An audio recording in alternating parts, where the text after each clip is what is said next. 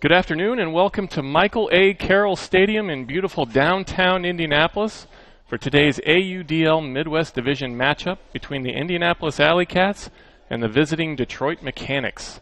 This is a very special game for the AlleyCats as they will be sharing the bill in a doubleheader that also features Indianapolis's professional soccer club, the Indy 11.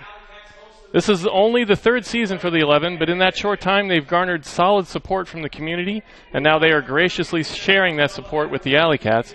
So we have to start by thanking the 11 staff for this fantastic opportunity. We would also like to thank our sponsors who are making this broadcast possible. Indiana Farm Bureau Insurance, Stop Knocking on Wood. Health Zone Chiropractic, enter the zone of peak performance and all-around great health. Disc Store, offering the best service and best price on ultimate gear guaranteed. Friction Gloves, helping your throws and catches in all conditions. Indiana Ultimate Foundation, supporting Ultimate at all levels in the state of Indiana. BE Ultimate, Ultimate players making ultimate gear for the ultimate community. And of course, the Indianapolis AlleyCats. I'm Bert Phillips, and with me in the booth today is Blake Vanderbush, former player for the AlleyCats and current board member for the Indiana Ultimate Foundation. Great to have you with us today, Blake. It's great to be here. I'm looking forward to a great game. Yeah, this is quite a change from some of the stadiums we've been in the past. It's quite a bit bigger. I mean, you can see on the field, if you guys are looking at the broadcast screen, that the field has been cut.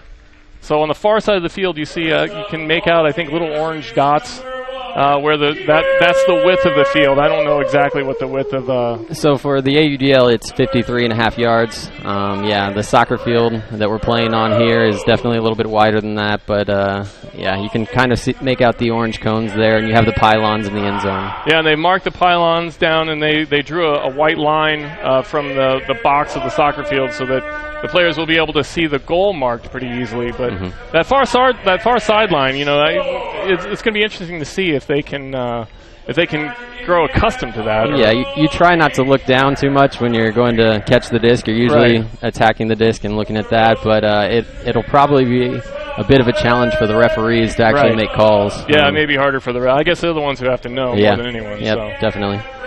So the AlleyCats, they're calling off the starting lineups right now.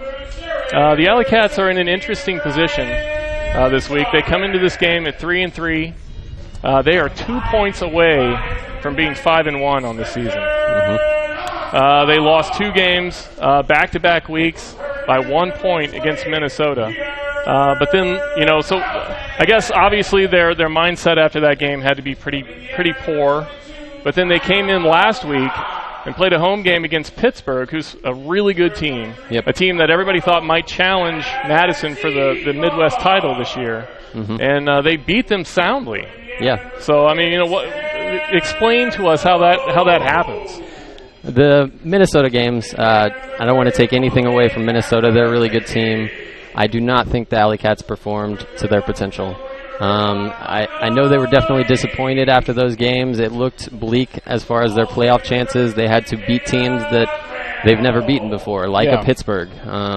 So last week, getting that win, that was really important for them. It re-energized them. I think that they're excited about the rest of the season. They think they can do it again when they play them later on, and they definitely have a winnable stretch of games right now against teams that they've beaten in the past.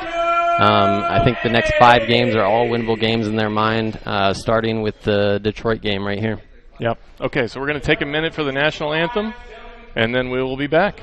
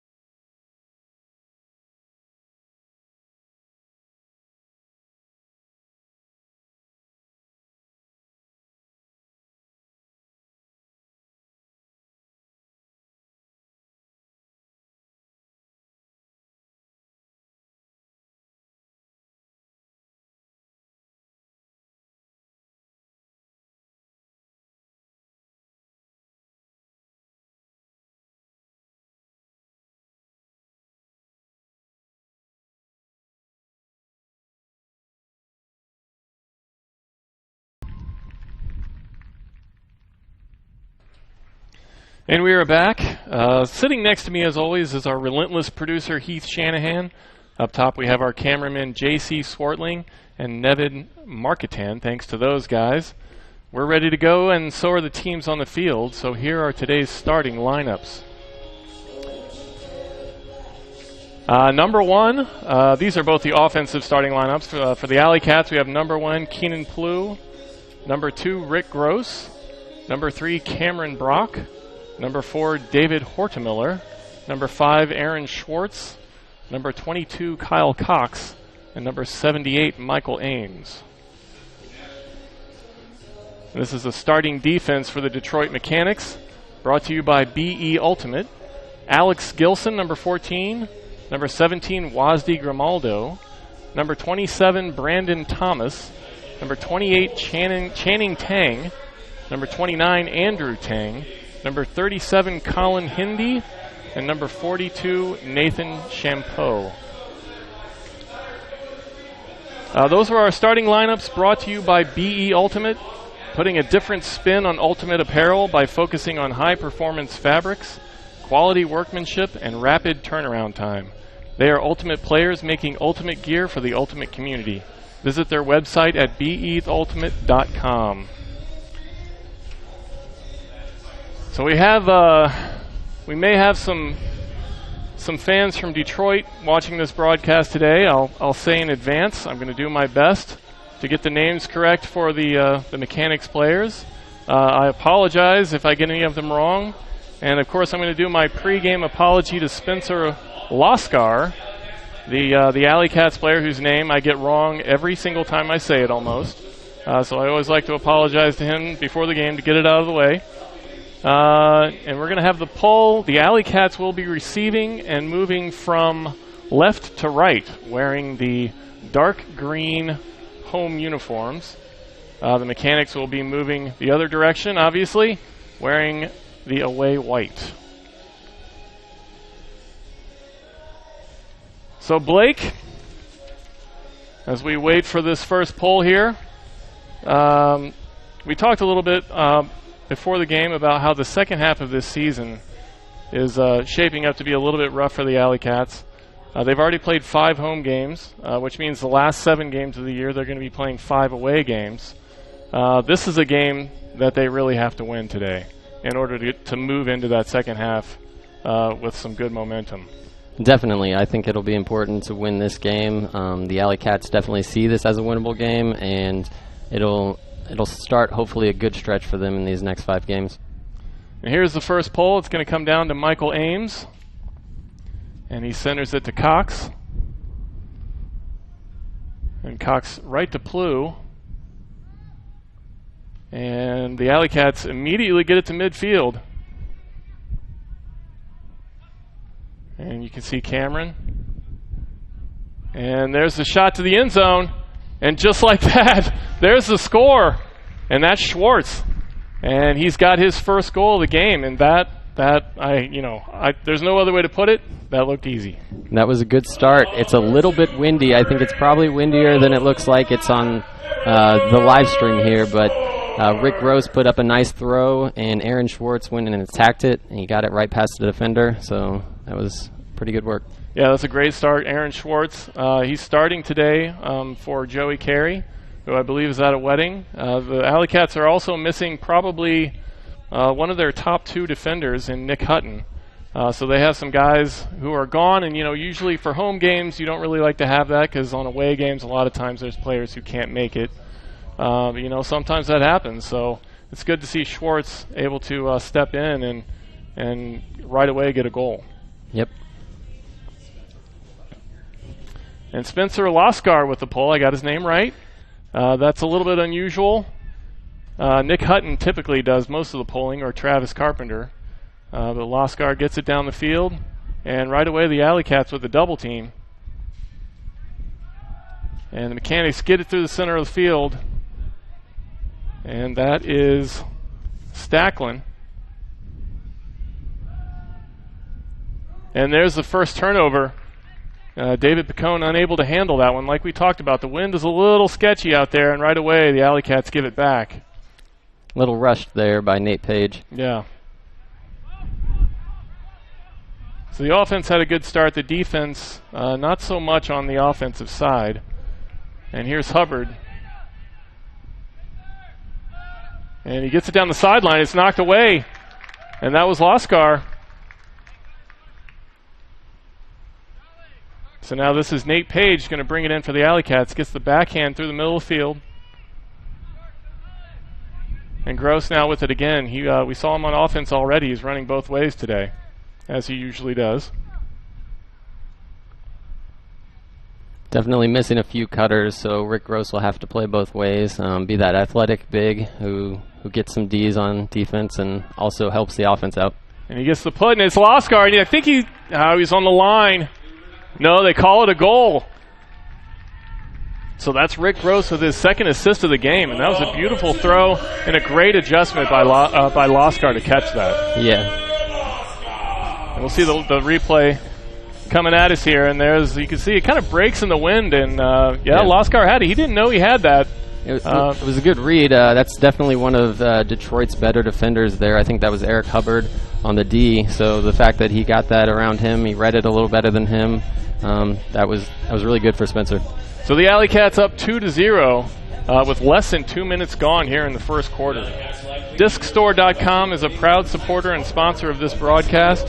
Pick up your next disc from DiscStore.com. DiscStore.com provides the best prices on team jerseys guaranteed. Ask about the AUDL discount at DiscStore.com. So the pull back from the AlleyCats floats. It's going to be picked up here by Bacone.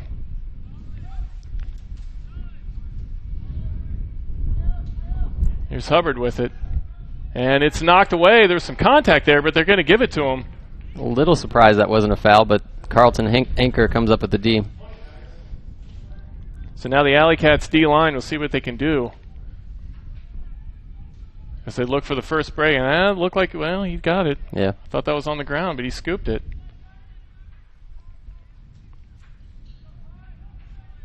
And Gannett gets it to the sideline. Zebarth, maybe 15 yards, and he puts it to the end zone, but we had a whistle before that. May have been some sort of contact on the mark. It appears to be, I think that must have been it. They're walking it forward 10 yards. Yeah, Samson was clapping there, so I think that's a good sign. So Zebarth's going to take it maybe 5 yards away from the goal line, and this is a tough place to stop any team. Definitely.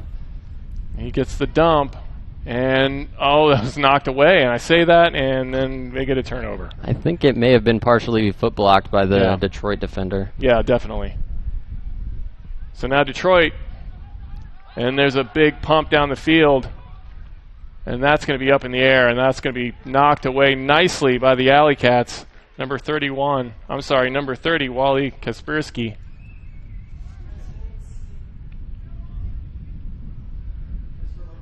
Here's Michael Ings, got it on the sideline.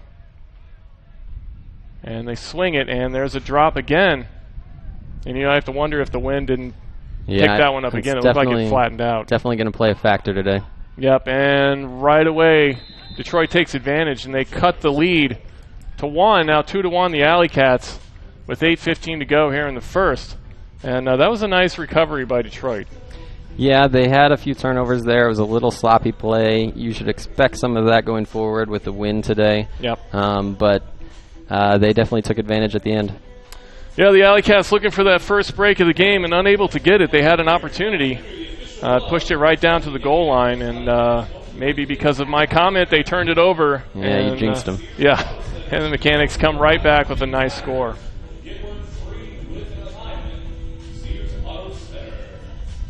So now Detroit, they're going to pull from left to right. And the AlleyCats, I'm not sure which way the wind is blowing. I don't see the fly. It looks like it's blowing from left to right. So they'll be going into the wind here, I think. Yep. And there's Cox with it. And Ames finds Keenan Plew wide open in the middle of the field. You normally don't want to leave him that wide open. There must have been some sort of miscommunication because this is not an actual defense or anything that you would expect from a defense. And there's Gross again, and he's got his man in the end zone. Can he just hit? He does. David Hordemiller with the score, and Rick Gross with 3 assists already in this game. Yeah, he's showing that he's not just an athletic guy who can sky defenders. He's definitely gotten better with his throws. Yeah, and he's had it. I think all 3 of the throws have been from that exact same spot on the field. And all 4 hands, I believe, as well. Yep, all 4 hands. Don't just hope you're covered. When it comes to your coverage, luck should have nothing to do with it. Talk to Indiana Farm Bureau Insurance today. Visit infarmbureau.com for a free auto quote or to find your local Indianapolis area agent. Indiana Farm Bureau Insurance, stop knocking on wood. So here's the roller now from the AlleyCats, and that was a good one. You know, that's something that I think they've started doing. We didn't see that a couple years ago when they were playing on grass, but now it's something you see all the time. They can establish this double team. Yeah, they like to get a double team set right away, hopefully get them into a risky throw and a turnover early, make them think about their offense, no set plays from the beginning. And that was a really nice low throw from Picone there to get out of that double team. Yep. And now that's Daniel Young trapped on the sideline. He gets it back to Picone. And Picone with a big forehand, that's sharp. And Hubbard is there. He's on the goal line. He's looking for a man. And he's got him. And that was a nice score. Nice, yeah. Aaron Del Real, I think, with the score there. Yeah, once they get in on the goal line, like you said earlier, it's really hard to stop. But I think the key to that point was that forehand that went probably 30 to 40 yards. In this wind, he threw it accurately. Right here, you can see it on the replay. Right down to the goal line, and then it was from there, it was an easy throw, 5 or 6 yards forward. Yeah, and he had to pump that into the wind. Yep. He kept that thing perfectly flat, nice and low. Yep, that's hard to do. Yeah, and that's the thing of beauty.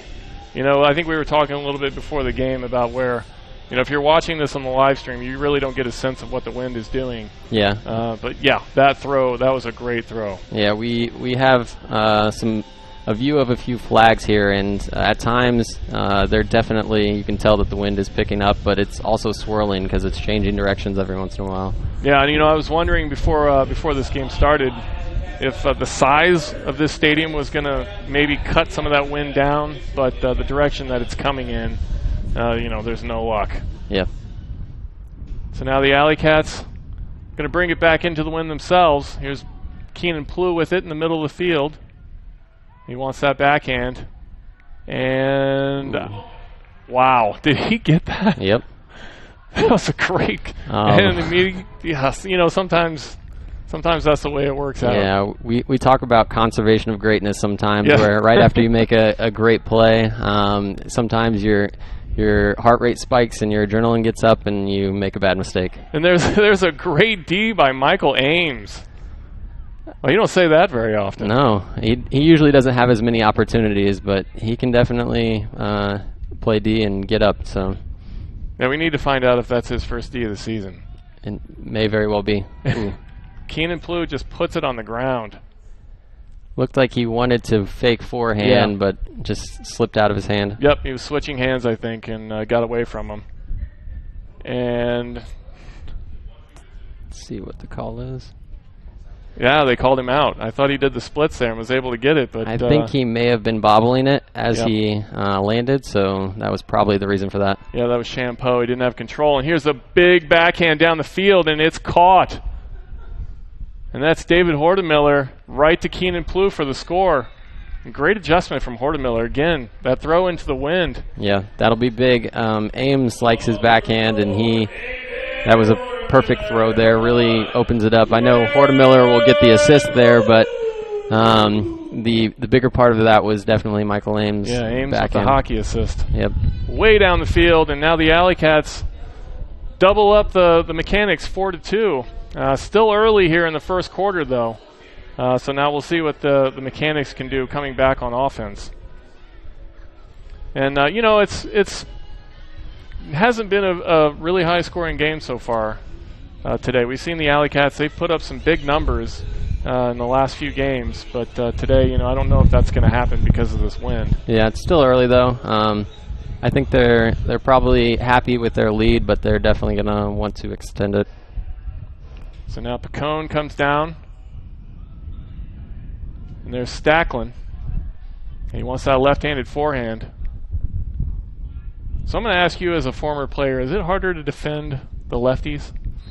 It is. You expect them to be pivoting on one foot, and then they suddenly are pivoting on the other foot, and then their throws also seem to come from a different place than you would expect from righties. So you get really used to marking a righty, and then a lefty comes out here. It can be difficult. So there was some kind of contact there. It looks like there was contact again. But there's Dana Granholm. And he gets the score. Oh, my goodness. Okay, that's probably, yeah. Definitely a foul. They give him the goal on that. Because he had that all the way. And Picone, I think maybe because of the contact on the other end. Yeah. Got a little payback that time. I'm guessing what happened on the first D, Dana probably hit the disc first and then made some contact, and so the referees let him play on. There, he definitely made contact with the body first. Yeah, and you saw in that replay, the beginning of that replay, Picone had his hands up in the air. Yeah. And he made a good hustling play to get down to the other end and try and stop that, but a little too rough. Anytime you get hit, you want the foul called. But sometimes when the player makes contact with the disc before there's contact with the body, the refs will let him play on. So now the AlleyCats, with that score from Dana Granholm, push the lead up 5-2. And typically when we're watching games, you start to notice that teams struggle to come back from scores that are even around 4 points. Yeah, that's definitely true, and especially true when one side is probably a little higher caliber than the other. Yeah. I think even Detroit would admit that the AlleyCats are the favorites in this game. So here's Picone with it on the far side of the field, and he centers it. And now Stacklin wants that backhand. He puts it low, and that was a perfect throw, and I believe that's Hubbard with the score. So the Mechanics aren't going to go away. They've looked pretty good so far here in this game. Yeah, they definitely have some athletes that can go and get the disc. So when they get it in space like that, I think you see this throw here, and then he sees a cutter downfield, and he just puts it right where it needs to be. Yeah, he had the wind behind him on that throw and was able to keep it low and put it right where it needed to be. So a great throw from Stacklin. Hubbard with the score. Mechanics now with 3 points. 4:55 to go here in the first period. The AlleyCats are up 2.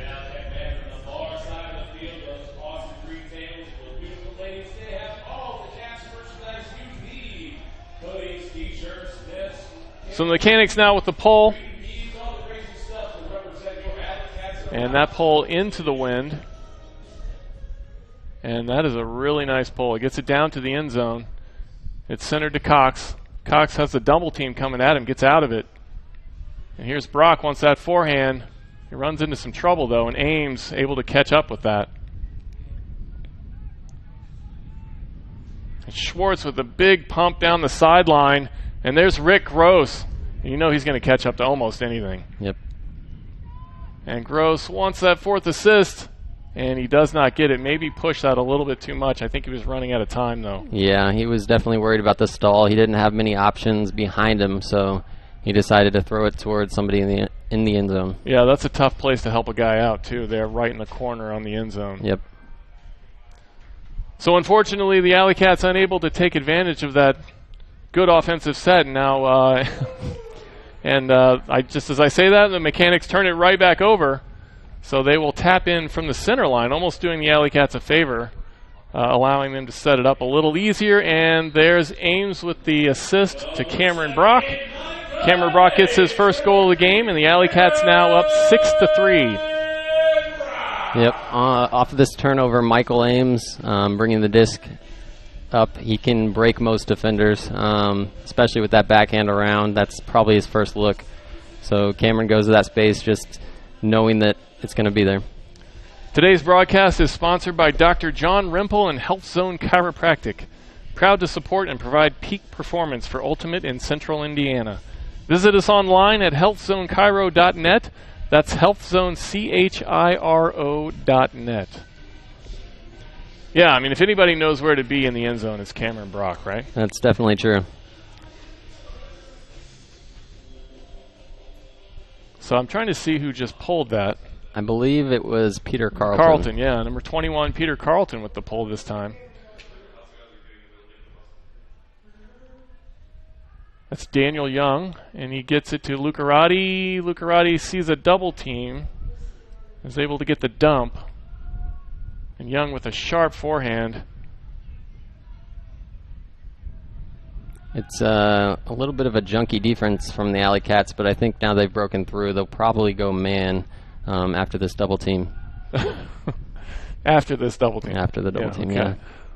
So here's Picone, has got it in the middle. They don't seem to be getting out of it. Yeah, they must see something they like about that right now, that they're going to stick with it. And here's Stacklin. He's got Granholm on him.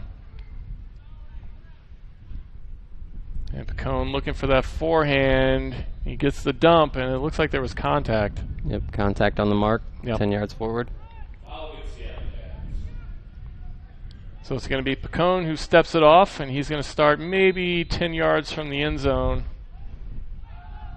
And that is a nice defensive read by Spencer Loskar. He saw that coming all the way. Yep. And I think he knew Carlton was beat. And he came across the backside and then immediately throws it away. Granholm unable to catch up with that. So now the Mechanics take it back on offense. Another missed opportunity there by the AlleyCats. And this is going to be Daniel Young with it. Sets it to Lucarati.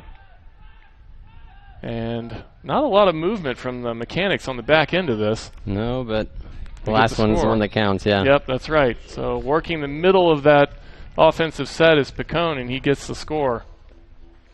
Maybe a little payback for him from that last incident, right? Yeah, he wasn't feeling too good about getting scored on, so he decided this time he wanted to be the one that scores. Yeah, he seems pretty pumped up right now, to be honest. You see the replay here. He just makes that cut across the side or the goal line and gets the score. So the AlleyCats up 6-4, but the Mechanics are sticking with them. They're not going away. Yeah. It looks like the wind may have died a little bit, but I think that's just going to be inconsistent throughout the game. Yeah. So it's hard to tell when the wind does die at times. Offense will become easier. It's just a matter of when that actually happens.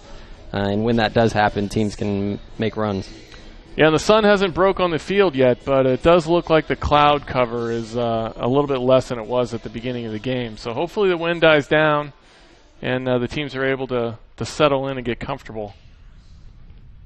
So here's Ames, gets that forehand ahead to Brock. And there's Plew with the big forehand down the field, and he's got his man. Great sliding catch. And that's David Hortemiller with the score. I believe his second goal of the game. I think that's right. David Hortemiller is one of the taller players on the AlleyCats. Detroit doesn't look like they have many guys that are going to be able to match both his speed and his height. So whenever Keenan sees him streaking deep, he's going to put it. Yeah, Keenan with a great forehand that time, covering maybe half the field, and Hortemiller with an excellent read for the score. Today's broadcast is brought to you by the Indiana Ultimate Foundation. The IUF's mission is to promote the growth and development of Ultimate at all levels in the state of Indiana. Visit them online at indianaultimatefoundation.com. A big shout out to the group from Fishers High School. Thanks for joining us today for some AlleyCats action. So now the AlleyCats with the pull. And the Mechanics let it drop, and this is going to be Lucarati. And the AlleyCats not bringing that double team right now. Looks like they're in man. It definitely looks like man. And Stacklin sets up that big backhand down the field. And it's knocked away. Oh, my goodness. It was knocked away by Gross. And yet the Mechanics still come down with it. That's one of those times when you need to catch your D. Rick got up there, and I was expecting him to make that D because he had position, and he's Rick Gross. He's very athletic. But if you can, especially in windy conditions, you've got to grab onto the disc and bring it down. Yeah, and it looks like there was actually contact between Gross and maybe Kaspersky. Wally. Yeah, Wally Kaspersky. And that might be part of the reason why he wasn't able to handle that. Yeah, definitely. And that was Tariq Accuse, I believe that's how you say his name, number 9 for the Mechanics, who was there ready to take advantage. In the right place at the right time. Sometimes that's the most, I guess always that's the most important thing, right? Yep. I don't think anybody ever wants to be in the wrong place at the wrong time.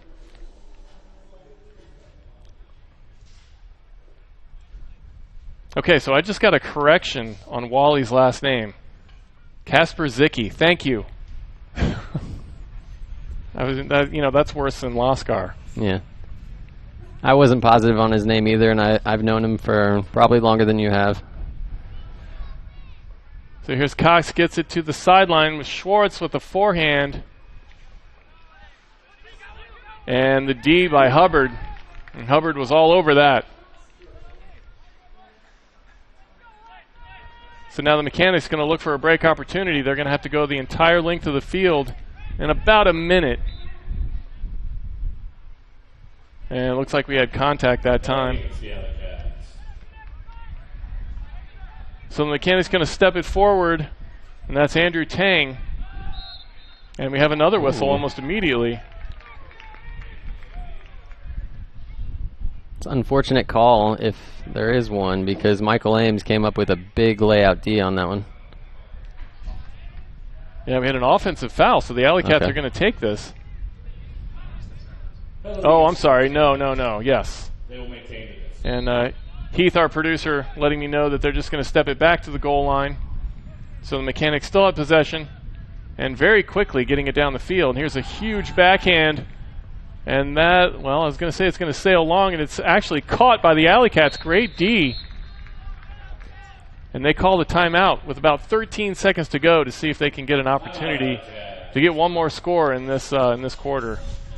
You know, and honestly, Blake, I think if you're just watching this game without the score, you would think that the AlleyCats are in a little bit more control than they are. Really only a 2-point lead, though. The Mechanics are scrapping. Yeah, no, they're definitely still in this game. The AlleyCats have not imposed their will yet, and it's definitely something the coaches are probably talking about right now. This is an important point. We want to get another score in before the end of the quarter. There's, I think, 14 seconds left, so they've probably put out their taller, athletic line to work the disc down the field for a few throws and then put something up into the end zone. So you have 14 seconds to go here in the first period. You have to go the entire length of the field. What are your chances? Pretty good, actually. I mean, I would venture to say you can work it up to midfield in the first 2 or 3 throws, which only take 7 or 8 seconds. So then you've got at least one chance to go to the end zone. You want to put something that will float a bit, but you also need to have your guys in a position where they can attack the disc. So right. The advantage they'll have is that obviously the throw will be going up in a position where the cutters should know. So they may be trying to attack the right or the left. The defense doesn't know where that's going to be happening. So it's going to be Cox who taps it in. He's got Ames to his left.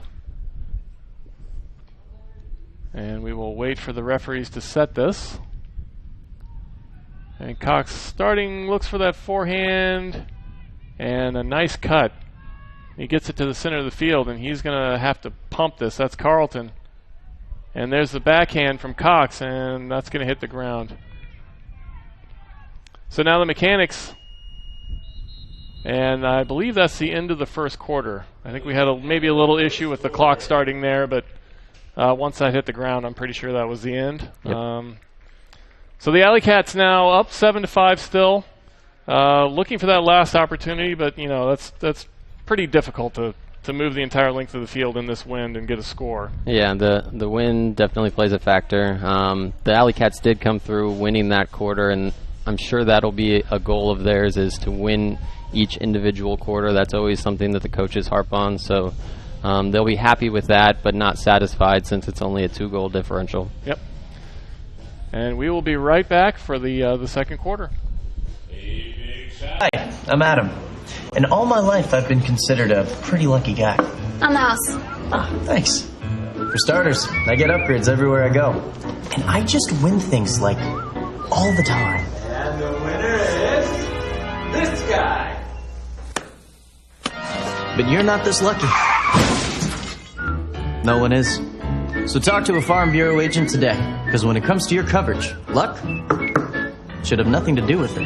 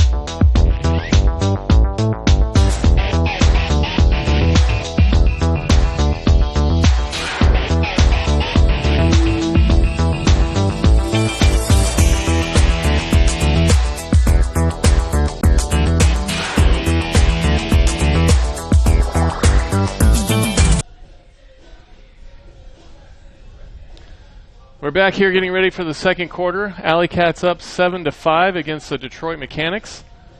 So we're going to run through some stats here real quick.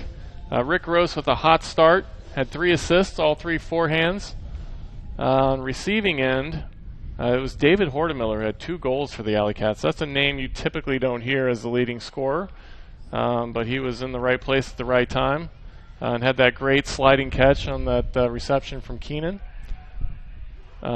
So yeah, 7 goals. I mean, not a lot to go around right there, but it's spread out pretty well. Yeah, I think there are some guys that are going to have to step up today. Nick Hutton, Travis Carpenter, Joey Carey, all out today. I know I'm missing another one, Levi Jacobs. Yes. So with those guys gone, it presents an opportunity for guys like David Hortemiller, who may not normally catch as many goals, to be a bigger part of the offense. Yeah, and with Travis, I mean, him being gone, I mean, that's almost like missing 2 players because he's a guy who plays almost the entire game. Yeah. I mean, he goes both ways. Yep. And I mean, he's just a machine. Yeah, and I mean, Nick Hutton as well on defense. He plays almost every single point. We saw Rick Gross get down and dirty there trying to get that D. And the Mechanics now need a little recovery from the AlleyCats, and it's Picone. And he's there in the end zone. The Mechanics right away cut that score to 1. Yep, a little too easy for the Mechanics. The AlleyCats need to do something, throw a wrinkle at them or something to try to slow them down. Yeah, and the AlleyCats D is a little bit flat today. The offense seems to be moving pretty well. Defense, again, I think it might be the fact that they're missing 2 of their best defenders in Nick Hutton and Travis Carpenter. Yeah, the other thing is it's a different location. They may not be as comfortable as they normally are. This is an earlier start time than a lot of other times, so yep. A lot of things leading up to the game that are a little different. You don't know, again, you're not as comfortable just because you're not at the normal place that feels like home. So, yeah, I think that they're, especially against a team like this, that they may come in expecting to beat. If you don't start off really well and get that lead early, then you can sometimes be flat. Yeah. So now the offense brings it back the other way. Here's Plu on the far side of the field. He gets that forehand to midfield. And that's Hortemiller. Gets the dump back to Ames. And now Brock with the forehand. And he's looking for Hortemiller as well. And there he is with his third goal of the game. Yeah, I really don't think that anyone on the Mechanics right now is in a position to stop him. He is too tall and he's too athletic for those guys to stay with him. Yeah, and that's something you don't really associate with the AlleyCats is size. Yeah. I mean, traditionally they're a team that relies almost entirely on speed, and their ability to get open and cuts. But with Hortemiller out there, I mean, right now they're really able to take advantage of his size. Yeah. DiscStore.com is a proud supporter and sponsor of this broadcast. Pick up your next disc from DiscStore.com. DiscStore.com provides the best prices on team jerseys guaranteed. Ask about the AUDL discount at DiscStore.com.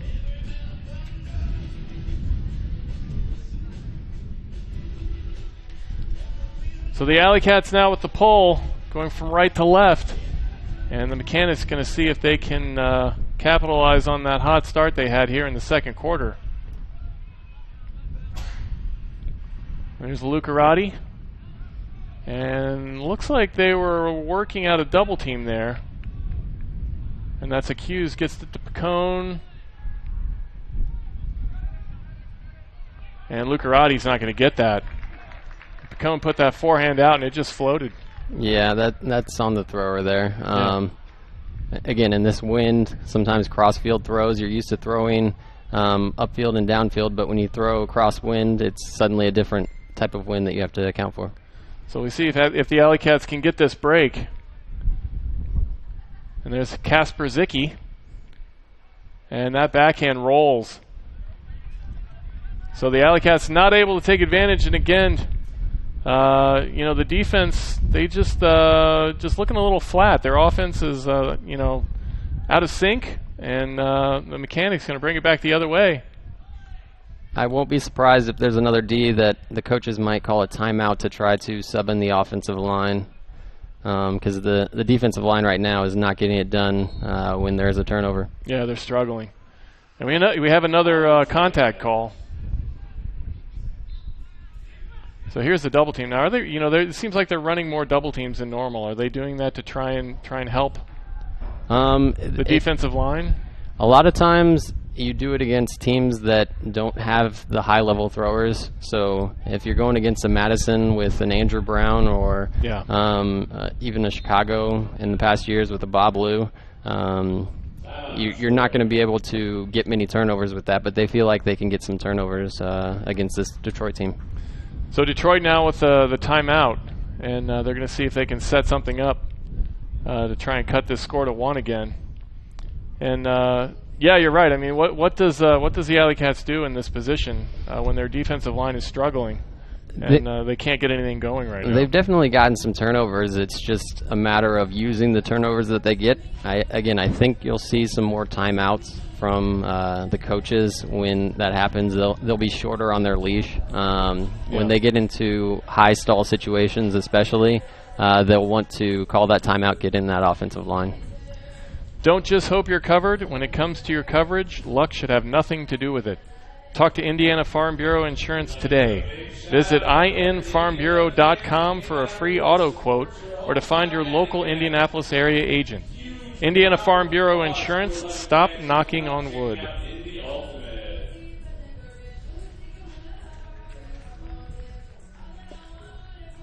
So the Mechanix with maybe 30 yards to go. It's going to be Picone. He's going to face a double team right away. He's got Granholm on him and Carlton. And immediately gets that dump. And here's Stacklin. And thought he put that on the ground, but Lucarati able to come up with it.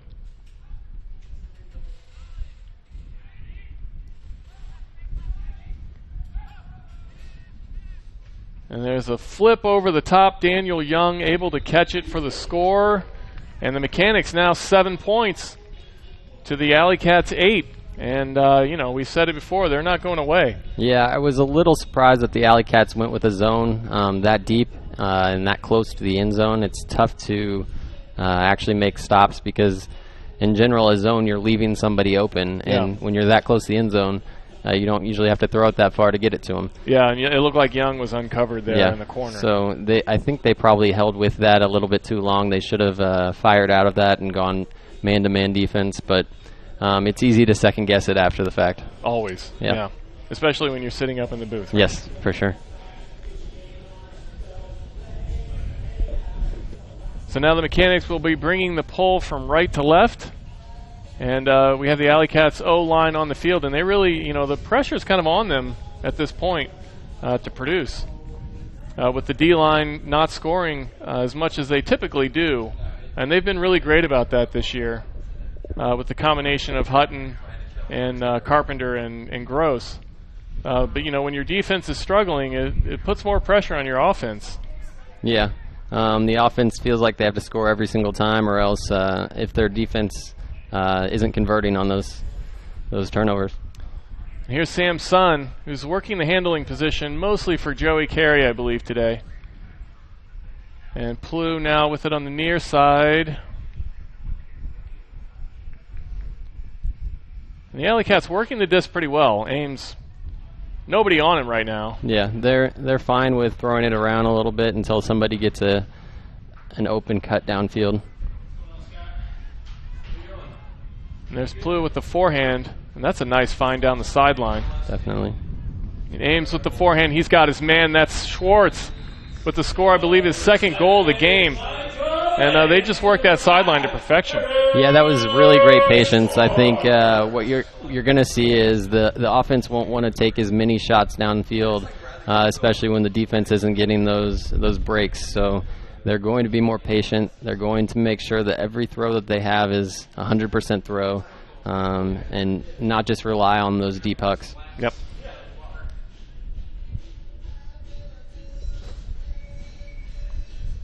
So like we said, the AlleyCats offense had to come through, and they looked great that time. Very patient. I think working the Mechanix on the back end really well, and they just moved it methodically down the field. We were talking before the game. You were a handler Yep. last year, and the slow and steady wins the race kind of player, as you said, and that's what they did that time. Yep. I was always of the mind that if we can reduce the turnovers, then we're gonna do well. Eventually, we'll score. Usually, if you're throwing and the receiver has to make a highlight, then it's usually a bad decision. So, and like we just said, the Mechanics looking for that big pull. Or I'm sorry, the big put. Yep. And Stacklin unable to run under that. And now here's Carlton. And he gets it to Page. Page to Gross. Gross with that forehand gets it to midfield. And it looks like the defensive line is working it a little bit better this time. Yep.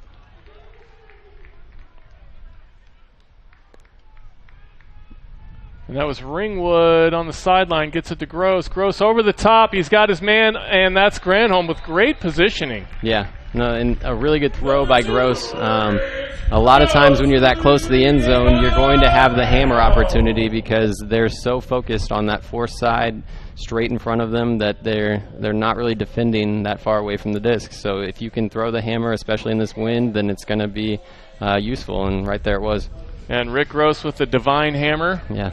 And that was Dana Granholm, who, real good awareness of where he was on the field. Had his toes just inside the line and gets the score. Yeah. And that's his second goal of the game, and that's Gross's fourth assist of the game. So he's on fire today. Yeah. A lot of times you see Rick scoring goals, but he's showing that he can throw with the best of them. And that's something he's really improved on this year. Yeah, he in the last few years he went from being a really good athlete to being an all-around player.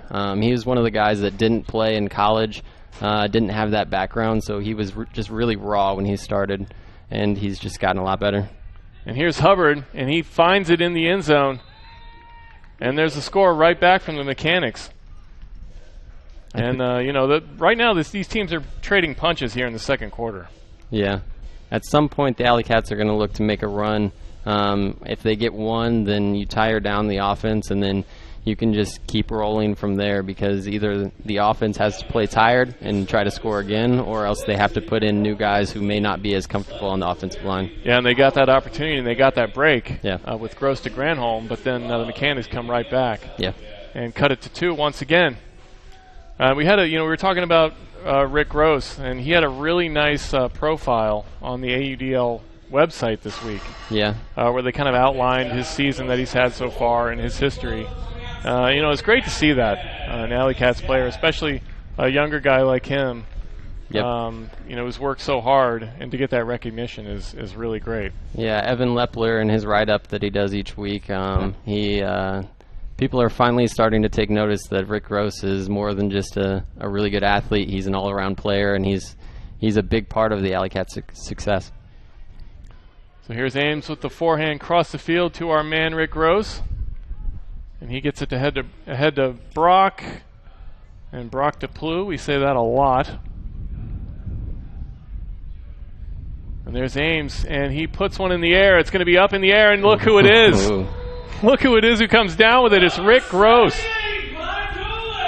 It's all over the field. Yeah, he really is. He can hear us talking about it. I think that must be it. Yeah, Ames popped one up. Again, that'll happen sometimes in the wind. I think it's coming up right here. He puts down a backhand, and it just floats and gets higher and higher.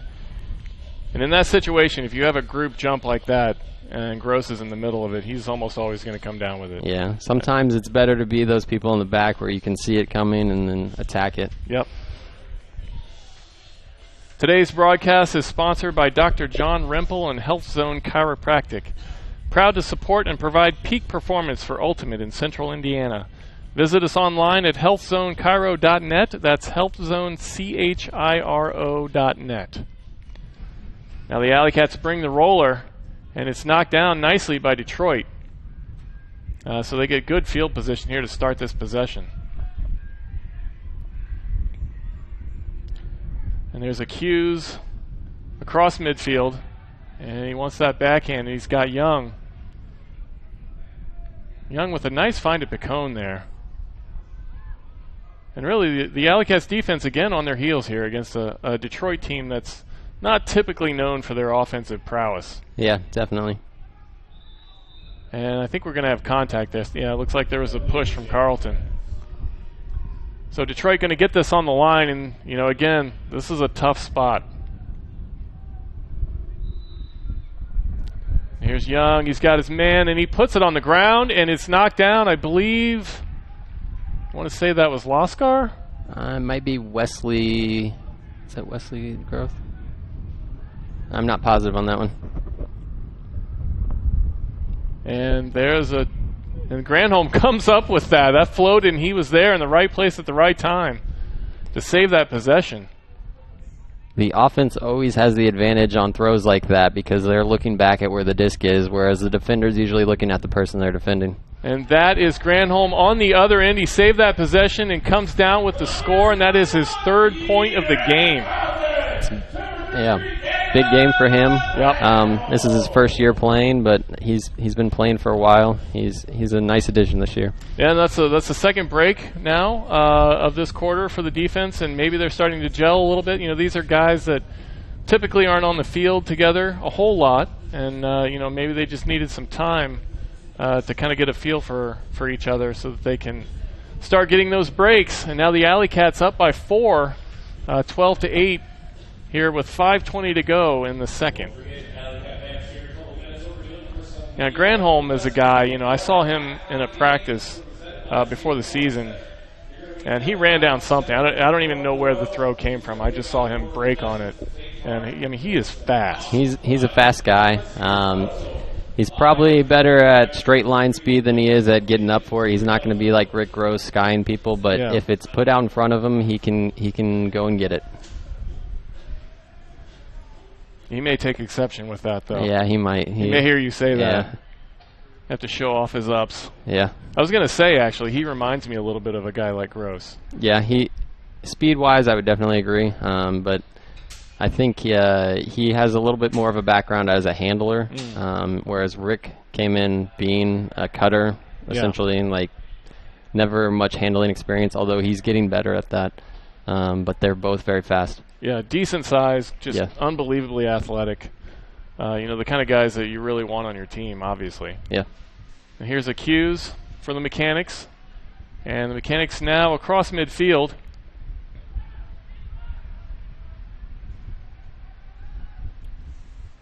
And there's the dump, and it does not work. And that is a nice defensive play by Gannett. And the AlleyCats looking for another break opportunity. We have a whistle, though. Timeout, I believe. And we have a timeout. Is this a situation where they're going to try and bring in the O-line? Yeah, they'll get a full line switch. They'll go with their offensive line. Again, only 20 yards out from the end zone. They'll probably have a set play called, or at least a first cut that they're looking for, and they'll work after that. Yeah, so you have 4:33 to go here in the second. And a great field position. You know, maybe 25 yards in the middle of the field. So, yeah, if you can, up by 4 points, if you can push this up to 5, then you start to be a little bit more in control of this game. Yeah, great opportunity for the O-line. Today's broadcast is brought to you by the Indiana Ultimate Foundation. The IUF's mission is to promote the growth and development of Ultimate at all levels in the state of Indiana. Visit them online at indianaultimatefoundation.com. And we talk about the Indiana Ultimate Foundation, and you're the treasurer, right? That's correct, yeah. So what does that entail? The Indiana Ultimate Foundation, or IUF as we usually call it, we plan a number of events. We have leagues, we have tournaments. We're doing things at different levels to try to grow the sport. So we've had 2 or 3 high school tournaments already this year. Within the past month, we've had the high school state championships. We've hosted a few leagues, just giving people more opportunities to play Ultimate. Yeah. And so that's our goal, and we've been pretty successful in the past year. And the AlleyCats head coach is also on the board, correct? Yes. So now, right away, the AlleyCats, with that line change, trying to take advantage of that good field position, and it sails over the head of Plough, and they're going to give it right back to the Mechanics. And I think we're going to have another timeout. Yeah. So the Mechanics looking to do the same thing again now. Yeah, both out of timeouts here in the first half. And so, yeah, I mean, this is obviously a crucial point in the minds of both teams. Yeah, looked like Ames pushed another backhand. He's had I think that's the second one that he's done where he's tried to release it pretty low, and sometimes when you get that front edge just tilted a little bit going into the wind, it's going to pop right up, and that's what happened there. And with a guy like Keenan Plew, he can get up for his size, but he's also not that tall. So yeah, he didn't have Rick Gross behind him that time. He did not have Rick Gross, no, or David Hortemiller, who's just naturally tall. So, yeah. When it's Keenan Plew, again, he can get an awful lot because he jumps pretty well for his size, but he's probably not the one you want to throw a jump ball to. So a lot of the guys who are involved with the AlleyCats also do coaching at the high school level. Are you involved in that at all? I am, yeah. I coach the Carmel High School team.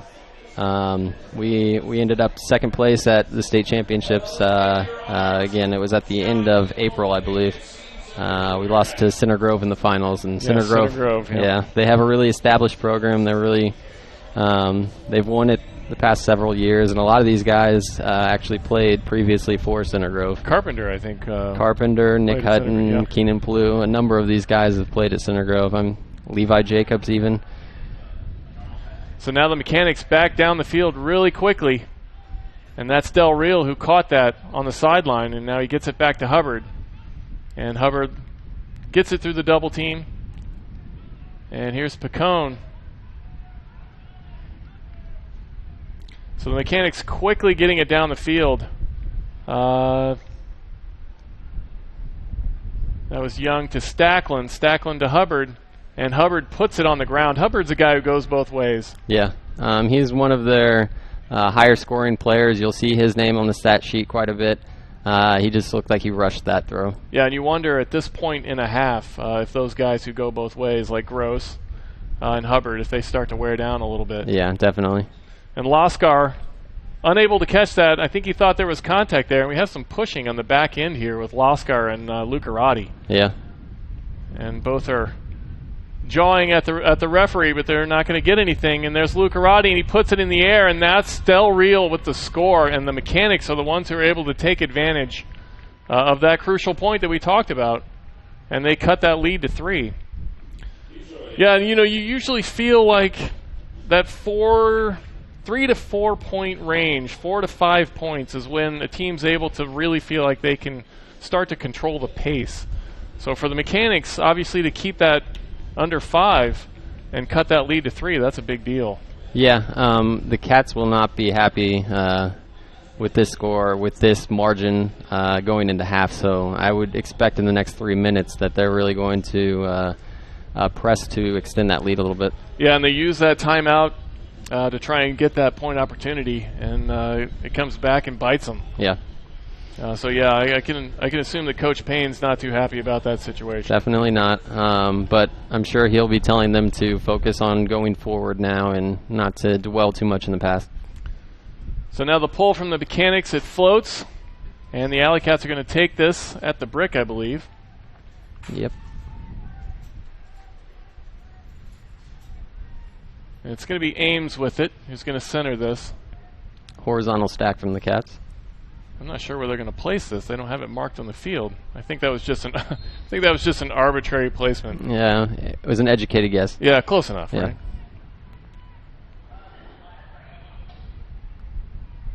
So there's the dump back to Ames, and he's unable to catch that, and he drops it.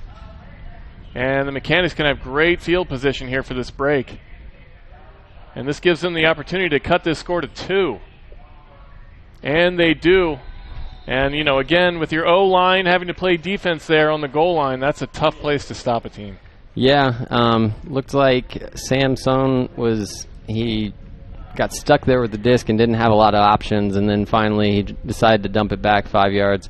It's a tough throw to catch or to read as you're going away from the disc and you're going backwards, and so I think Ames just misread it a little bit and ended up in a turnover and a score for Detroit. Yeah, he got his hands on it. Yeah. But no, he'll say he should have caught that. I guarantee it. So Ames, a couple of possessions here where he's had some mistakes. He put that one up in the air over Plew, unable to catch that one. So hopefully he can get on track here Yeah. in this last 3 minutes. He's a good player, though, so I'm assuming that going forward he'll do more positive than negative. Yeah. Yeah, so, he's the main handler. Yeah. He's the center guy on the back end of that AlleyCats offense, so he's a guy who's got to be solid. He'll probably be touching the disc as much as any other player, so, yeah, he'll need to have confidence in his throws and for the AlleyCats to be successful. Yep, so here's Cox and finds Plough nicely on that middle cut. And Hortemiller now on the sideline. Gross with a nice fake. Plough unable to find anyone in the end zone. They swing it back to Hortemiller, who's wide open for that forehand. And Ames with a nice one-handed grab right there. Yep. Ooh. Puts it on the ground, though. Yeah, he might be on tilt right now. He needs to settle down. I'm sure he will. Might be a call. And Rick Gross clapping. I'm not sure what that was. Maybe a travel, I'm assuming, if it's a turnover on the thrower. Seems like the most likely scenario. So Ames saved in that situation as the AlleyCats are going to take this on the goal line. And it's Cox. And he's got a tough double team on him. He gets it back to Ames. We'll see what he can do with it. And back to Cox, and he's got a man in the end zone. That's Hortemiller. Good thing he had that height right there. Yeah, that floated a little more than he wanted it to. But, yes. Yeah, when you're throwing to David Hortemiller, like we spoke earlier, if it was Keenan Plough, he may not come down with that. But David Hortemiller with that height, definitely an advantage. So Hortemiller having a great game today. It's either his third or fourth goal. He's the guy that I don't think really puts up the biggest numbers in a typical game, but today he has come to play. Yeah, and they've needed him. He's got a mismatch on the field right now. Again, Detroit does not have anyone that can stay with him and can match his height. So I look for them to keep taking advantage of that. He's got those bright yellow shoes, too, so you can't miss him. So the AlleyCats now 13-10. With about 1:41 to go here, and that pull floats hard out of bounds and gets run over on the sidelines by a cart. So I'm assuming they're probably not going to use that. How are they going to bring that disc back in? They're pretty durable. Yeah, I guess you'd so. You'd be surprised at what can happen to the disc, and they'll still use it. And I think they're going to pull that they're out. Gonna switch it. Yep. Based on the way that pull went, it may be that the winds have changed a little bit. Yeah, you can see the flags down. It looks like it's turned. It's going the other direction. Yeah. It's now blowing from right to left. And one might say that it's swirling. Yes. Here in Michael A. Carroll Stadium on the IUPUI campus in downtown Indianapolis. And this is a beautiful campus. It's right in the middle of the city. Really, really clean, really nice. This is, like we said, this is also the place where the professional soccer team, the Indy 11, plays. Great facility. Yep, definitely. So this is Accused with the big backhand now for the Mechanix, and he gets it in the end zone. That's Stacklin with the score, and Schwartz fell down on that. Yeah, he was definitely not open when he threw that. He kind of threw him open. Yeah. He had confidence that if he put it past the two people that the offense would see it first and would react, and it ended up being that Schwartz got caught up and fell a little bit on that. Yeah, you see the replay there. He just fell down on the goal line. I don't think there was any intent there. Yeah, it was probably just incidental contact. Yep, so the AlleyCats now only up by 2. The Mechanix were under threat of falling down by 5 there in the middle of this quarter, and they've pulled it back to 2, and they've played a great second quarter. Yeah, few mistakes by the Cats. I don't want to keep pointing out Ames, but he has made more than what you would expect from him, and he would probably even admit that. So, yeah, they've got to focus up right now. Probably look to use some of the clock, maybe run down the clock a little bit with 1:11 and still try to get that score going into half. Yeah. I hate the concept of the trap game. Yeah. I really don't like that idea, but I have to ask, are we in that situation after that big win against Pittsburgh? See a bobble there by Ames. Yeah. Yeah, a little bit. I mean, you come off a great win. It's hard to get up for a game that you expect to win, and I think that's definitely this is definitely one of those games. You're missing some big players. Of course. A team that's on the road with a long trip from Detroit. You know, you expect, like you said, you expect to win this game at home. Yep. Against Detroit, and I don't think they would disagree with that. But they've come to play today, and the AlleyCats, you know, they got to get it going here. They still have the lead. But I don't know if it's the lead that you would have expected at this point. And there's a turnover. Yeah, that one popped up. They were doing a pretty good job of working the clock. They'd used 40 seconds and gotten to midfield. But, again, another one just popped up. And even David Hortemiller wasn't tall enough for that one. And here's Gilson for the Mechanix. He centers it. And there's the forehand to the end zone. And that's high. But there's only one guy there. Yep. And you knew that that was going to come back down. And the AlleyCats didn't have anybody there to contest that. So the Mechanix cut it to 1. Yeah, that throw when it came out, I was a little surprised that how much force he put on it. But, yeah, you could see when it got to its highest point, it's just going to drop from there, and it fell nicely into the back of the end zone. Yeah, he popped that really low and hard, and it came down right in the right place. Yeah. I think on any other day that probably would have sailed out of bounds, but he played that perfectly.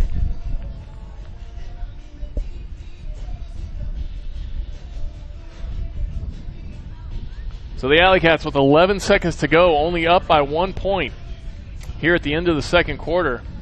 And I don't know how much opportunity you have to score here, but you know, if they could get something here, it would be nice. Yeah. Just going into the end of the second quarter here, going at the end of the first half with only a 1 point lead at home against the Mechanix, a team that has only won 2 games this year, both against Cincinnati, and didn't win any games last year.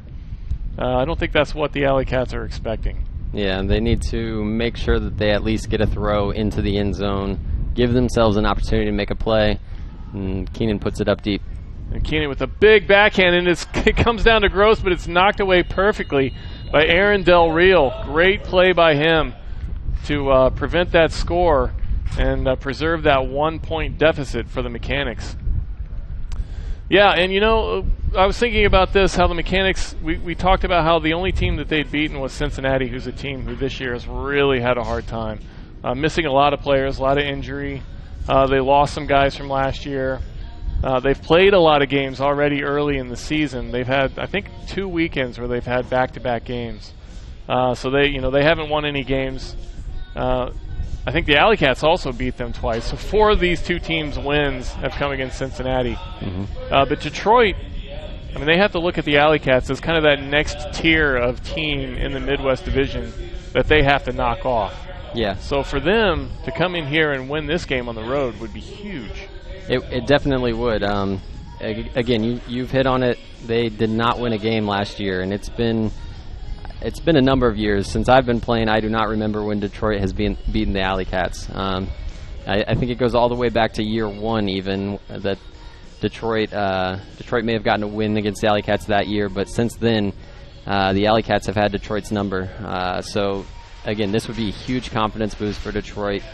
It would really be crushing for the AlleyCats because it would dampen their playoff chances considerably. Yes.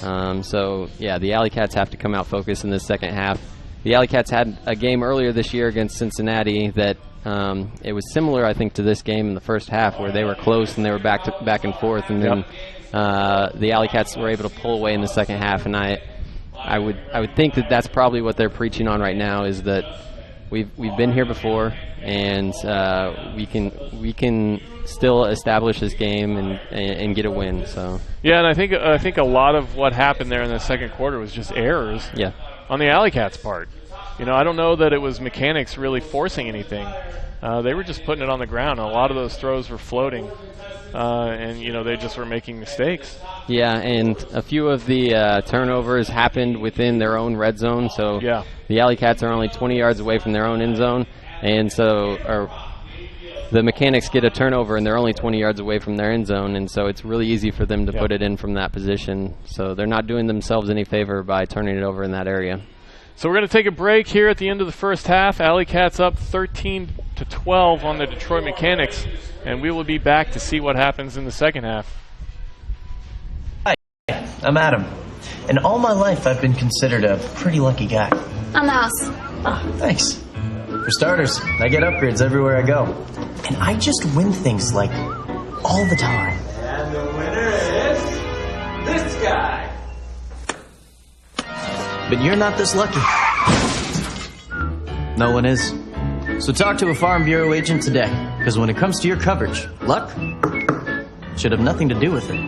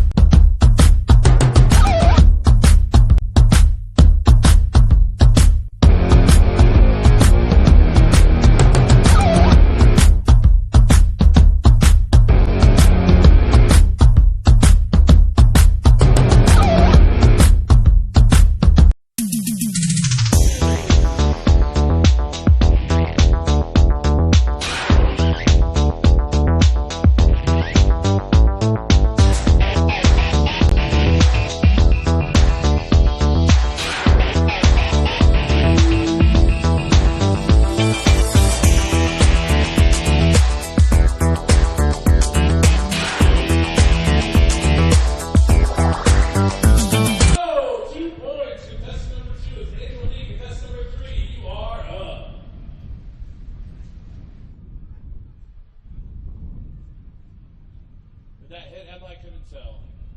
No, it did not. Last chance. Here we go, Lord. Last chance now. Oh, just left. Here we go to contestant number 4. Hi, I'm Adam. And all my life, I've been considered a pretty lucky guy. On the house. Ah, thanks. For starters, I get upgrades everywhere I go. And I just win things like all the time. And the winner is this guy. But you're not this lucky. No one is. So talk to a Farm Bureau agent today, because when it comes to your coverage, luck should have nothing to do with it.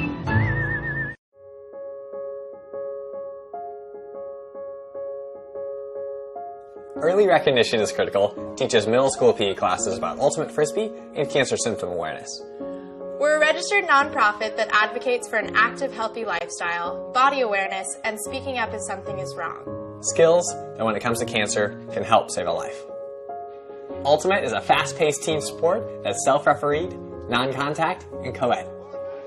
Spirit of the game is the foundation of Ultimate. That means we communicate respectfully, we're fair-minded, and we enjoy the game. Ultimate is accessible to everyone. All you need is a frisbee and some friends. Our team of coaches is made up of experienced and passionate leaders from the Ultimate community. We teach kids that playing fair is more important than winning. We can come to your middle school and run your PE classes for the day. And if we're not in your area yet, we'll send you our clinic in a box, where we give you the resources to run your own. Ultimate Frisbee is one of the fastest growing sports in the world. Teachers and parents love Ultimate Frisbee. We are Eric! And we want to work with you and your school.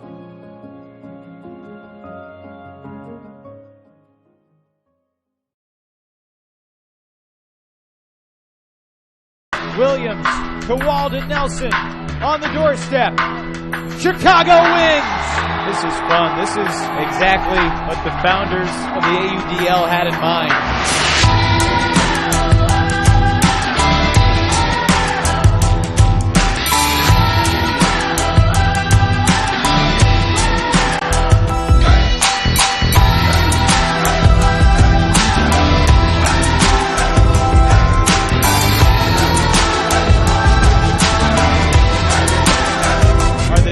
Target begins in the hands of Chase. Hughes Grade defended. Indianapolis forcing the turnover.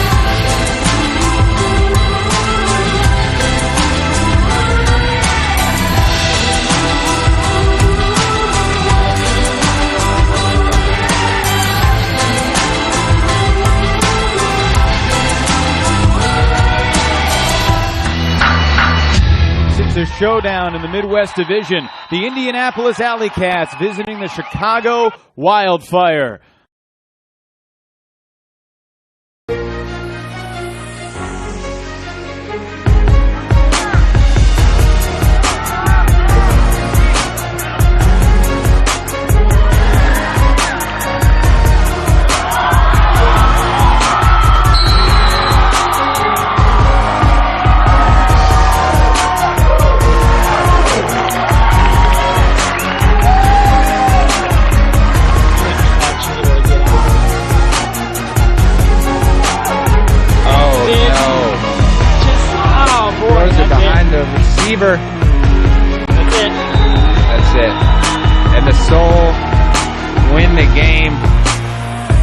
another last-second defeat at home for the Hustle with Blake and Tucker on the call. Yeah, sorry, man. I thought we had a chance to win it.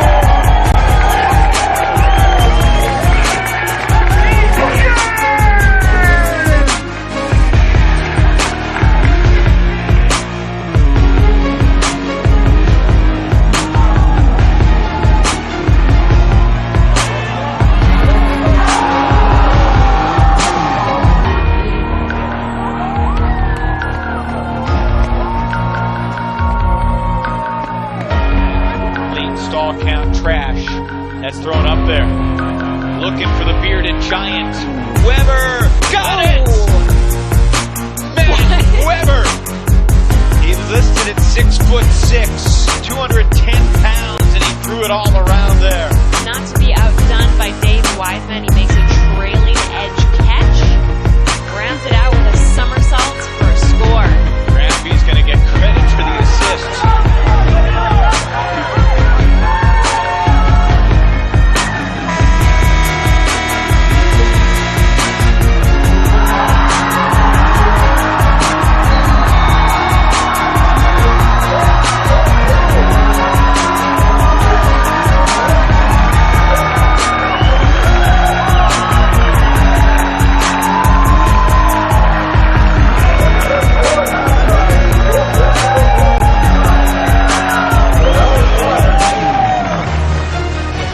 This week, Raleigh controlling an offense, long pass ahead, that's J.D. Hastings. Doing the somersault as he catches the disc for the goal. I know nothing about this sport, I do apologize. Okay. Jacksonville wins by 1 though in overtime. Not alone, Nicole.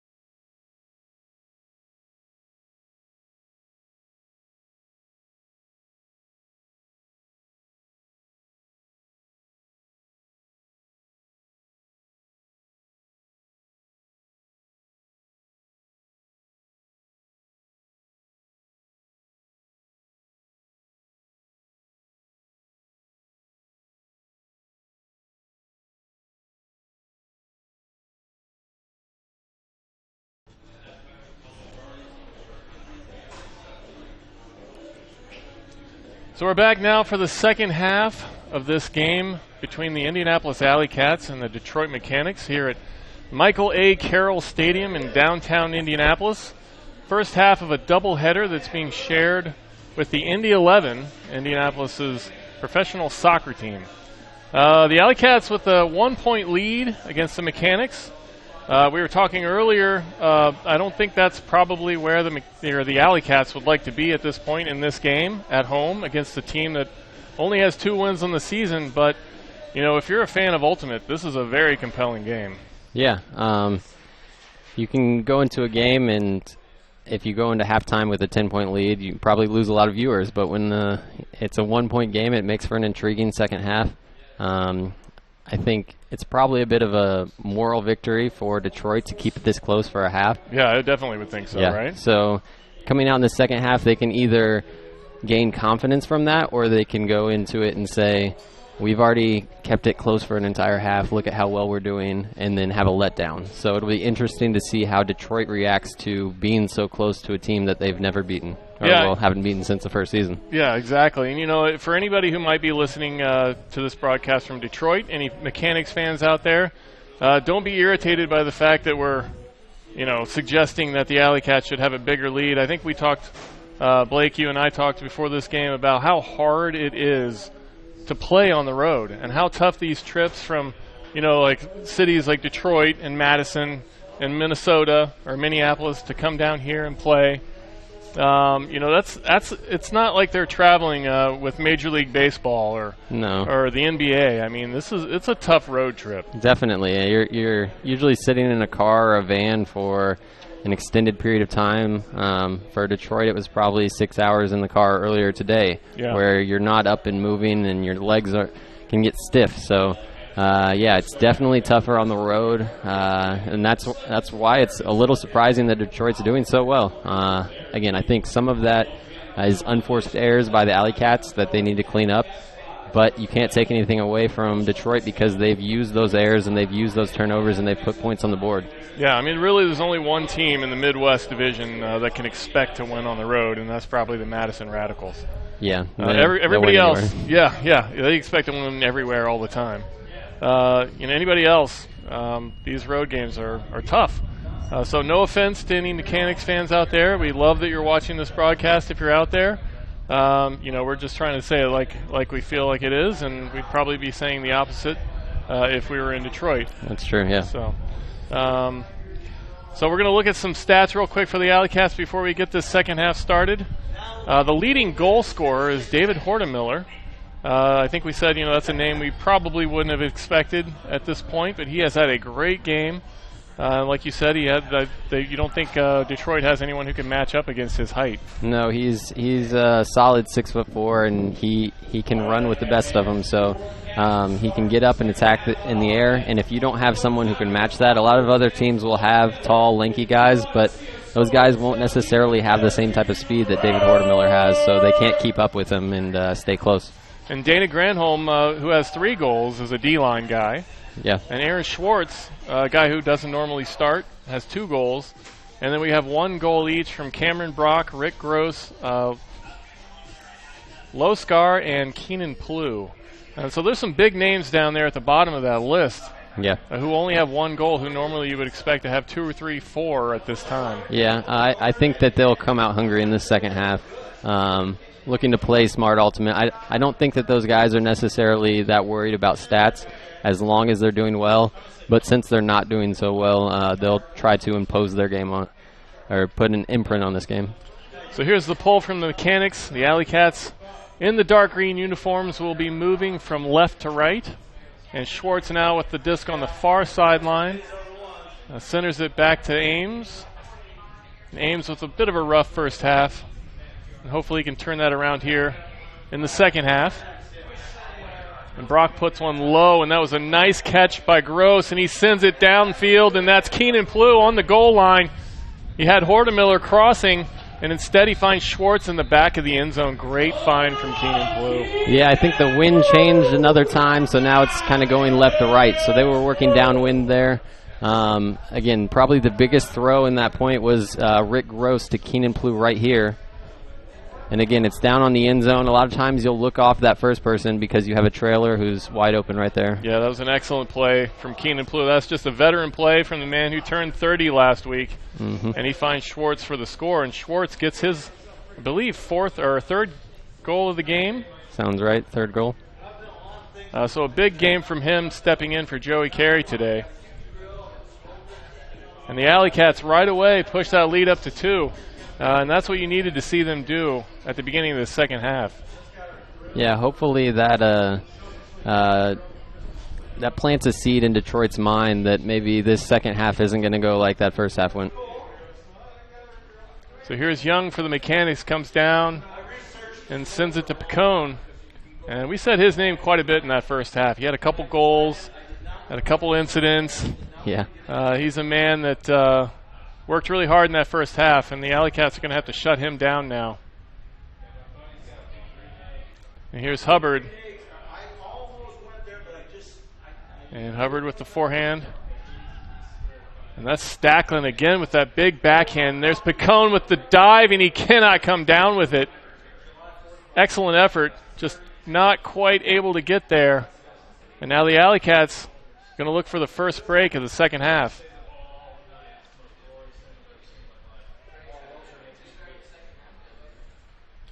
And Ringwood. Now the AlleyCats very nicely moving it across midfield. And that was Wes Groth with the assist. And I believe Loskar with the score. So the AlleyCats, Loskar, I did it again. That's why I pre-apologize. Thank you, Heath. Our producer, Heath, corrected me on that one.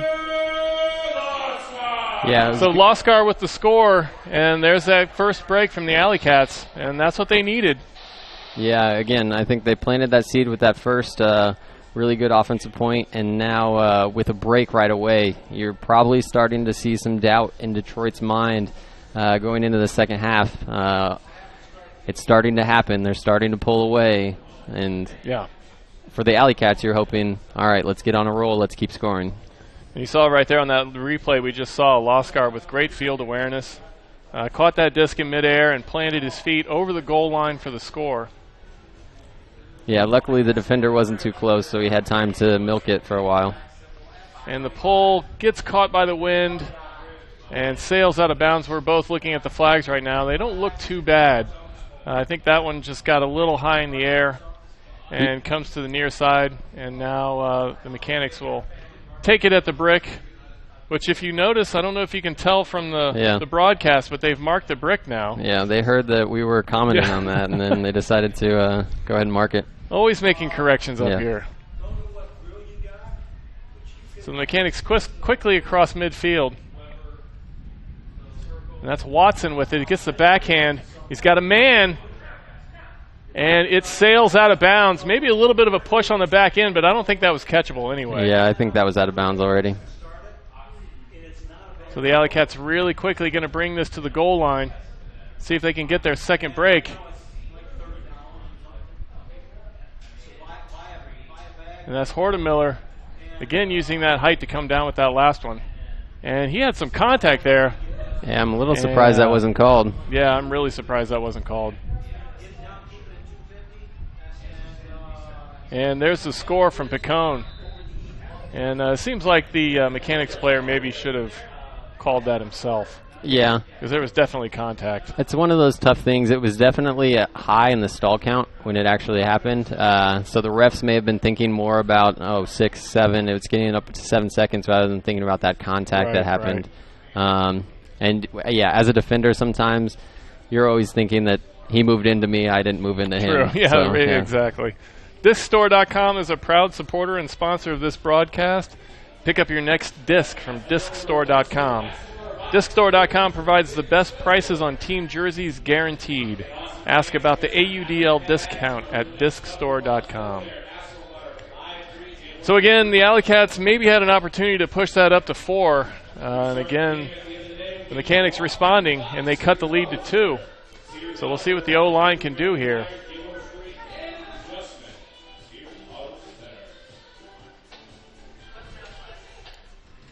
Here's the pull from the Mechanix. And it's high, sails, it's going to come down inbounds. and roll out of bounds, so the AlleyCats will take that on the sideline. That was Brandon Thomas with the pull. And both teams having difficulty pulling in that direction. And there's Ames, lets one float, and it's Keenan Plew who dives for that, not quite able to get it. Trying to get the rescue on that Ames backhand. And now the AlleyCats looking, or I'm sorry, the Mechanix looking for a break, and it's Rick Gross with an excellent D. Great D there, yeah. It was good anticipation, good positioning. It does look like there's a call, though. And it's going to stay with the AlleyCats. Yeah, Detroit made the call, I believe. So the refs, I think, had a call, and then the Detroit players probably said, no, that I don't agree with that. I don't need the disc. It's probably an integrity situation. And that's one of the beautiful things about Ultimate, that a player, if he feels that a call is wrong, and there's a... Ooh. Oh, that was a big forehand across field, and Gross had a bead on it. It was knocked away nicely by the Mechanix. I think he's going to be hitting himself for that one. He probably knows he should have attacked that disc. It was in the air for a while, but we've seen Rick Gross attack the disc enough to know that if he really wants that, he could have caught it at a higher position. And we have a timeout from Detroit. Yeah, that looked like one of those situations where he was trying to let that come to him in the end zone. Yeah. Instead of going after it in the field. Well, he had so much space, but when the throw goes up like that and it's so high and arcing, it definitely gives time for the defender to catch up, and that's what happened there. Don't just hope you're covered. When it comes to your coverage, luck should have nothing to do with it. Talk to Indiana Farm Bureau Insurance today. Visit infarmbureau.com for a free auto quote or to find your local Indianapolis area agent. Indiana Farm Bureau Insurance, stop knocking on wood. So if you're watching our broadcast, if you saw the first half, you saw that the field was mostly covered with cloud cover, and now the sun is out. The wind has died down a little bit at least. It's not swirling the way it was in the first half, so scoring probably going to pick up a little bit more here in the second half. But really, the points, I mean, they're halfway to 30 almost. Yeah. In the first half, so not really too bad. Yeah, it's been a fairly high-scoring game. A lot of turnovers near the end zone. They make really quick points. So a few of those happened in the first half, and it wasn't that low of a scoring game. So Detroit with the timeout, and they're going to take this on the goal line, and the AlleyCats going to bring the double team with Granholm and Carlton, the two players that we've seen do most of the double teams today. They're good-sized players, which obviously is what you want. And Detroit quickly able to get out of that and then recenter it.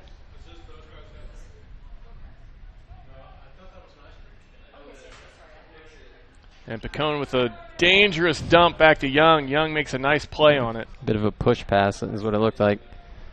Or he just float it back and, not much spin. Now Del Real with it. Gets that forehand. And that's accused to Picone. Picone bobbles it, able to still come down with it, and makes a nice throw to Hubbard for the score. Picone with a good recovery. Yeah. So the Mechanix now cut it to 1 again, which is where they were at the end of the first half.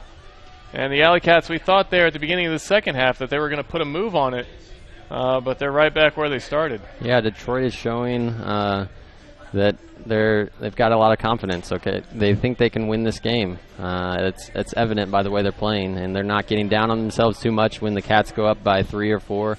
They're coming right back and playing well. So they definitely are playing like they think they can win this game. Yeah, and again it was Picone with 3 or 4 touches, and then the assist on that point. So he's really been the engine that's helping their offense go right now.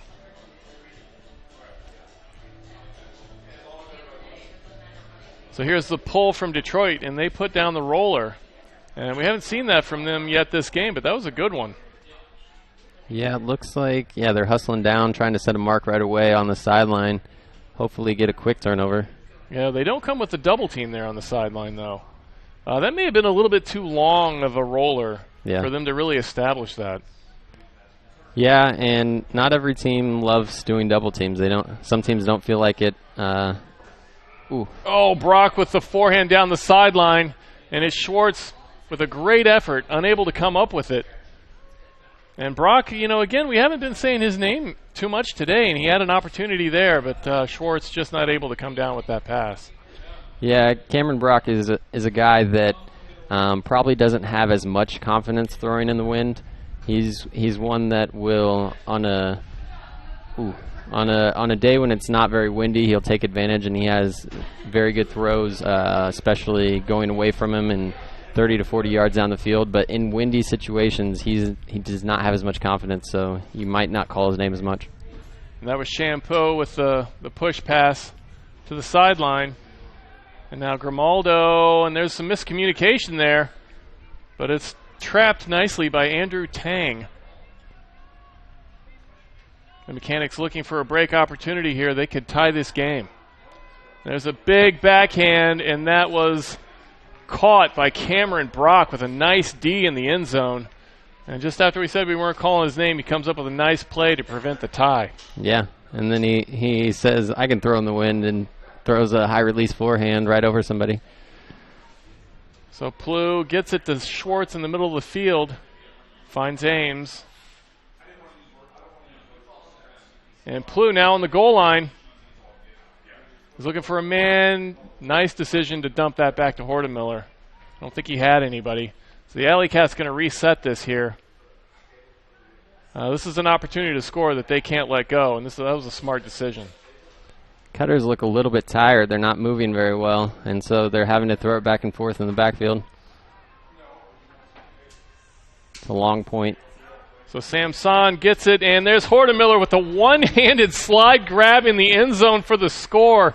He is on fire today. Yeah, he didn't need to use his height on that one. It was pretty low there. But we've been talking about that all day. Yeah. And he got down and dirty to get that one. Yep. So he's a man of many dimensions. Mm-hmm. A nice forehand there from Samson. You see that replay. And Hortemiller with the perfect catch. And that can't be easy.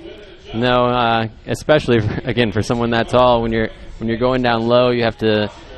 He's used to catching it pretty high because that's where people throw to him. If you're that tall, then you take advantage of that height. Yeah. When you throw it that low, it's definitely hard. But he made a good catch. Kind of a baseball slide, kind of a quarterback slide there. Normally you see these guys lay out, and it gives them a little bit more of an opportunity to get their hands under the disc. So in that situation, for him to come up with that and not put that on the ground, that was an amazing play. And that's his 5th goal of the game.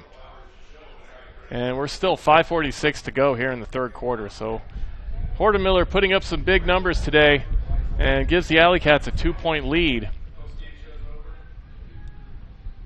So Stacklin facing a double team. And we have some contact there. I think that was Gannett who took that call. Jeanette. I'm corrected again. Apologies to the Jeanette family. And there's the turnover. And the AlleyCats bring it back the other way. Colin Ringwood with it. Gets it back. He finds that backhand to the middle. A little bit of a floaty throw there. And that's Kasper Zicki with a nice play on that to preserve this point. And Ringwood finds his man close to the end zone. And he faces a double team. He gets a nice push over the top. And that's Kasper Zicki in the right place. Excellent throw that time. And that was Michael Ing with that. Yeah, nice backhand blade over the top here. The defender tries to help off on the corner of the end zone, thinking that that's the most dangerous spot, and then, right over the top. Perfectly placed, you see there in the replay, for Kasper Zicki to come down with the easy score. Today's broadcast is sponsored by Dr. John Rimple and Health Zone Chiropractic, proud to support and provide peak performance for Ultimate in Central Indiana. Visit us online at healthzonechiro.net. That's healthzonechiro.net. So the AlleyCats with that break push the score back up to 3, 17-14. And our producer Heath a little bit late on that score change. Come on, Heath. He says he's too busy correcting my pronunciation. All right, fine. I'm not going to argue with that. Huge pull from the AlleyCats, and Lucarati comes down with it about halfway through the end of the end zone. And we've seen a lot of pulls going that direction, floated big time, but that one was perfect. Lucarati centers it, and that's Picone. He gets it to Hubbard, and Hubbard with a nice forehand to Young.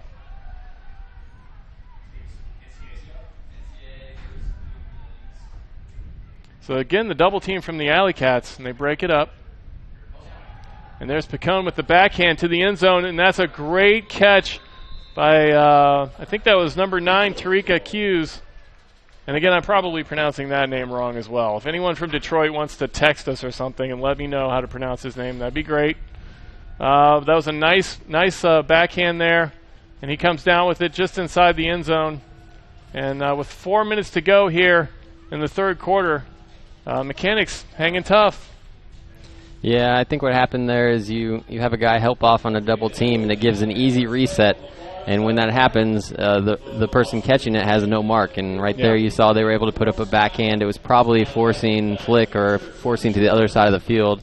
So the downfield defenders were on the wrong side of that person. So it makes an easy score for the Detroit. Yeah, and again, that's the danger of those double teams. If you can't force those dumps off the double team, it's hard to recover. Yep.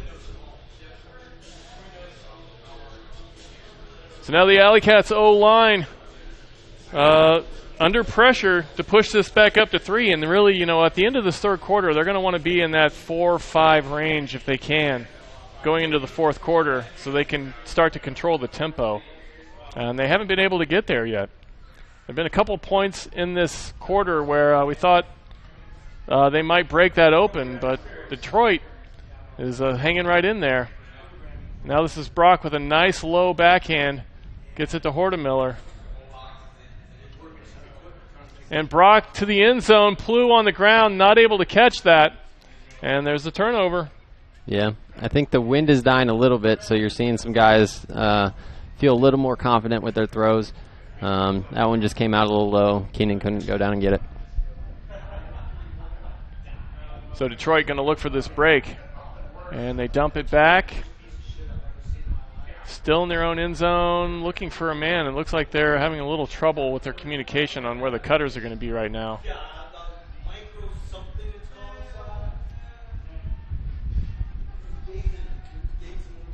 And that's Champeau.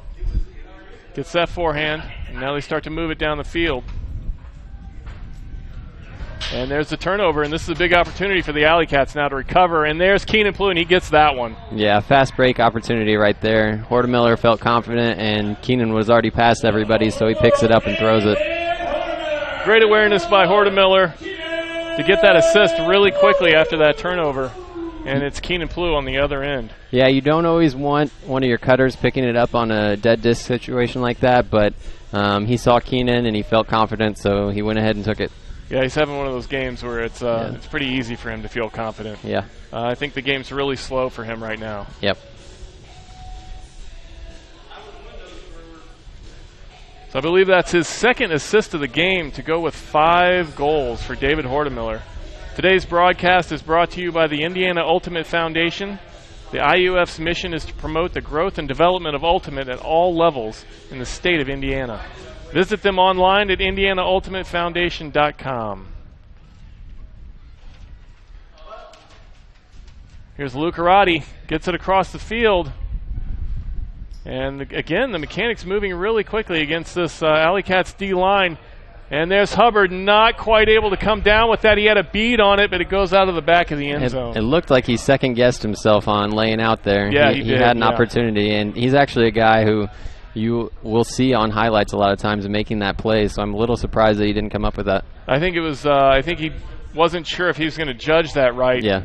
And wanted to lay out, and then thought he needed one more step, and when he took that, he wasn't able to get to it. So now the AlleyCats bring it back the other way, looking for the break. Here's Ing with it. Samson with the big forehand down the field. He's got a man. Detroit's there, and it's caught. Great play. I believe that's Carlton Anchor, who's a Yeah, he was recently called up. I think he goes to IU. He's still a college student. Carlton Anchor, I believe, is only 19 years old. He's definitely a young one. Played for Carmel last year, right? Yep, yeah. So I don't know if this is the first game that he's played in, but right there, he's making a case to get more playing time. Yep. And Heath, our producer, letting us know that he just got called up yesterday, and this is his first game, and he comes down with a huge play. No, that's big, and hopefully they gain some confidence. Maybe it gets people pumped up, and whenever somebody new makes a big play, it kind of energizes everybody because they're feeling good about it, and so you'll hopefully see this D-line come out with some energy. Yeah, that gives the AlleyCats a 4-point lead, and a lot of times that's a great situation for a new player. To make an impact and get over those first nerves when you have a play where you're not really supposed to catch it. Yeah. Where if you drop it, nobody's going to blame you for it. Definitely. And you can just go up and get it. And it could be that he wasn't even thinking about it. He just knew that he was supposed to attack the disc, and he didn't know to be worried about the defense there. And there's a turnover from the Mechanics. And Granholm looks to the end zone. He's got his man, and that's Ringwood on the line. He toes the line for the score. Yeah, again, I think that confidence from that last play, you get a quick turnover and another score, and now you're rolling. Now you can extend that lead. Yeah, this is the AlleyCats that we've been used to seeing in the past few games where they can really put up some numbers fast. Yeah. BE Ultimate is putting a different spin on Ultimate apparel by focusing on high-performance fabrics, quality workmanship, and rapid turnaround time. They are Ultimate players making Ultimate gear for the Ultimate community. Visit their website at beultimate.com. So that was Rick Gross to Dana Granholm, and he gets it right to Colin Ringwood for the score. And Granholm, again, he's having a big game. He's not David Hortemiller today, but he's put up some goals. I think he has 3 goals, got a couple assists, and he's a D-line guy. So picking up the slack for a lot of the guys that are missing today. Yeah, both Rick and Dana, who were back-to-back on that play, have been big today. A lot of goals and a lot of assists. So now the Mechanics back the other way. Stacklin with the forehand down the sideline. And this is Watson. Gets it back to Stacklin. Yeah, a lot of those AlleyCats D-line players are at a wedding eating cake right now. Yep. While these guys are out here doing hard work. A few of them actually are playing Ultimate, though. They're Travis, let's see if he comes down with this one. Good D by Rick Gross there. Great D by Rick Gross. A few of them are actually playing at the D3 Nationals. Travis Carpenter's team made it for the first time this year. Travis Carpenter, who I swear has been in college for about 12 years. Yeah. Indiana Wesleyan is the team, or IWU. They're actually going in seeded second, I believe. So the AlleyCats D-line, which has had a much better showing here offensively in the second half, push it across midfield. And here's Gross with it on the sideline. He wants that forehand. And he has to step back through, and he's got his man. And that's Nate Page with the hammer over the top, and that's a great find from Nate Page for the score. And the AlleyCats now up 21-15, take a 6-point lead just like that. Yeah, I was a little surprised because when he finally made that throw, I was thinking that that person may have been on the sideline. He's just kind of waiting over there. He knows he's open, and then nice throw. Yeah, and that was there was nobody near him. He was hiding there in the corner of the end zone on that play, and that was a great find. He's wearing a green jersey, so it's hard to see him out on the green turf. Exactly. They do match this turf very well today. Yeah. That's one of the benefits of playing at home. You get to wear the turf-colored jerseys. Definitely. So the AlleyCats up by 6, and we talked earlier about how they needed to break this game open, and it looks like they did that here at the end of this third quarter. Yeah, this has been their best quarter so far. They want to win each quarter, and they're definitely putting it to them this quarter. And it's really been driven by the D line. Yeah, they've made some plays. They had Carlton Anchor step up and make a big catch in the end zone, and they've gained confidence from that and rolled. So now the Mechanics looking to stop the bleeding. Lucarati centers it and gets it back.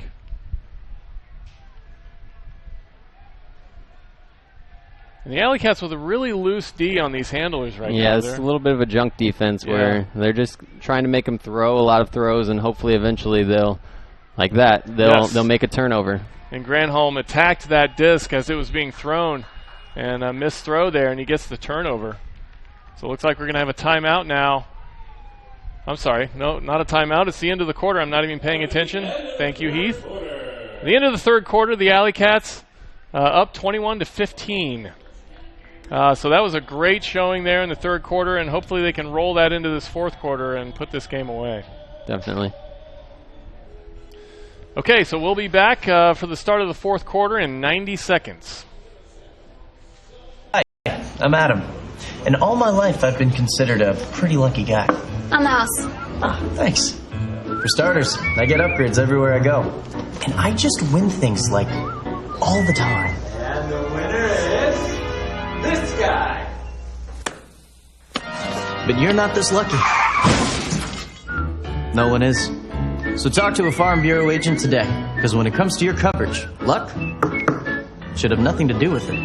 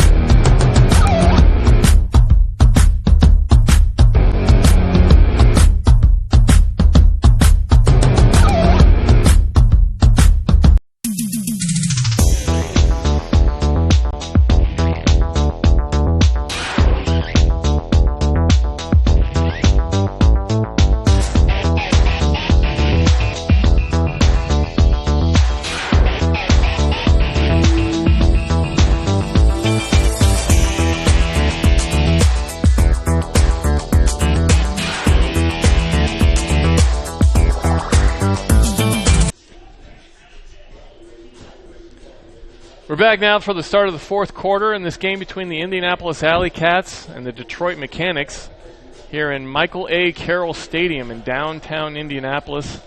This is a game that was much closer at the end of the second half. The AlleyCats were up 13-12, and Detroit, with a lot of energy in the first half, had kept it close. But the AlleyCats close out that third quarter with an 8-3 run, and now they're starting to move away. Yeah, definitely. They're probably not satisfied though yet. They want to win this quarter as well. They're not content with just holding on to that 6-point lead. So the coaches will be harping on them to get better. They want to take some momentum going into these next few weeks and some confidence. So this is a good opportunity for live action for a lot of young guys, especially on the D-line. Yeah, and going into the second half of the season with a 4-3 record is a lot better than 3-4. It's really only a 2-game swing. But when you have 5 games on the road, you need every game you can get here at home. Yeah, not every game is equal. This is one game that the AlleyCats, if they want to make the playoffs, they have to win. Whereas if they're playing a team like Madison, it can be a game where it would be great if they did, but it's not necessary that they win it. Yeah, considering they've never beaten Madison either on the road or at home, that would be huge. But today they're trying to take care of the Detroit Mechanix here in the fourth quarter as we get started. Mechanix will take the disc first, and that's Lucarati down the field. He's got his man, and that's a great run at that disc for that score by the Mechanix. That's a really hard position. He was on the line, and he was throwing up the line. There's very little margin for error here because you're throwing it over the top of your offensive player. They can't see where the disc is. It's got to be right down in front of them and then running onto it. So it's a high-risk throw, but he felt like he had a good receiver, and obviously it worked out for him. And that was Stacklin with that run. He's a guy who I believe does a lot of handling for them, but he was at a dead sprint. Yeah. Caught that looking straight up over his head. He reacted pretty well to the disc did him a little bit of a favor because it looked like it hung up a little bit, and he was able to run onto it. But yeah, he looked fast out there. Yeah, so the Mechanix now push it up 21-16. Actually, is that right, Heath? Yeah, 21-16. And they start that fourth quarter with a score, which was important for them. I cut that lead to 5, and now they put down that roller again. And so the AlleyCats tap it in from the sideline. Here's Keenan Plew immediately across midfield. And Brock with the backhand floats it, and Rick Gross gets all the way up for that. Again, Rick Gross with the midfield highlight play. And that's Samson. And gets it to Cameron Brock, who puts it right back for the assist. Samson with the score. And the AlleyCats right back, push it up to 6. Yeah, Rick Gross was MVP on that point. He definitely saved one. We're not going to get to see it on that replay. But, yeah, he came up with a disc that most guys will not come up with. So he turned almost definite turnover into reception, and then they were able to work it in from there. And Samson with a really nice cut that time. He got that to Brock and immediately went for the end zone. And Brock rewarded him with the assist. Yeah.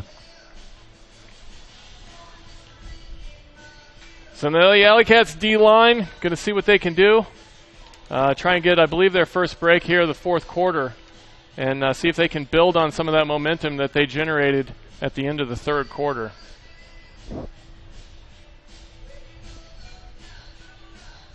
Trying to see who's doing the pulling right now for them. I think that's Nate Page. Yep, Nate Page with the left-handed pull. You can always tell it's him. And Picone picks it up. And gets it back from Young. He's going to look with that forehand down the sideline. He's facing a double team. The AlleyCats mixing up their defense here a little bit in the fourth quarter. Yeah, it looks to be a bit of a wall or a junk defense until they get to the sideline closest to us. Then they're setting a double. That was, I think that was Wes Groth who got his hand on that, but it's still punched through, and Mechanix able to retain possession.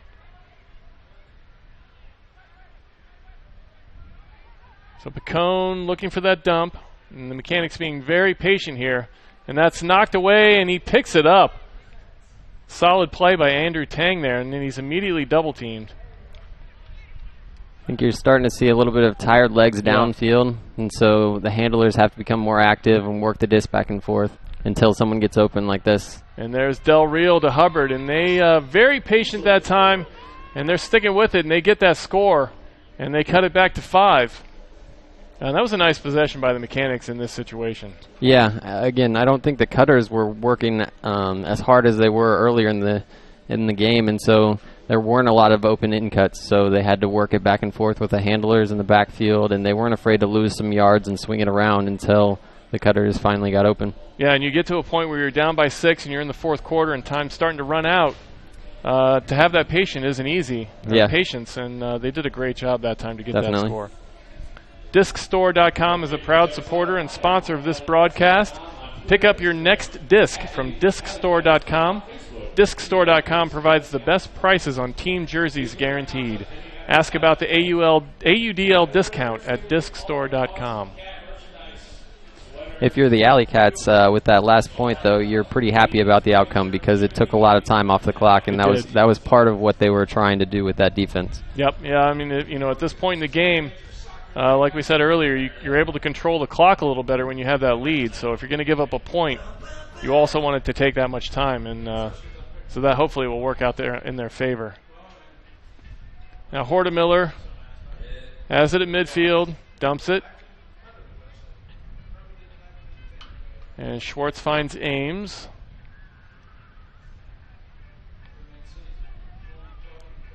Here's Brock, needs some help, and he's not getting it. Finally gets it back to Schwartz. The nice forehand, and Hortemiller gets it back to Ames. And it is booted by Zebarth. And now the Mechanix going to have a chance to cut this to 4.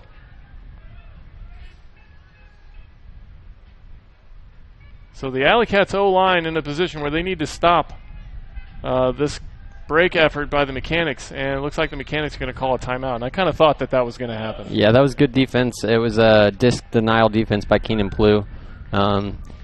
He was on the handler looking for a reset, and he had some really good defense, kind of face guarding that guy, not letting them get that reset. So the Mechanix take their final timeout of the game, down by 5 points, and again, this is a crucial situation. If they're taking their last timeout with 9 minutes to go, they obviously see this as an important opportunity to score. Yep.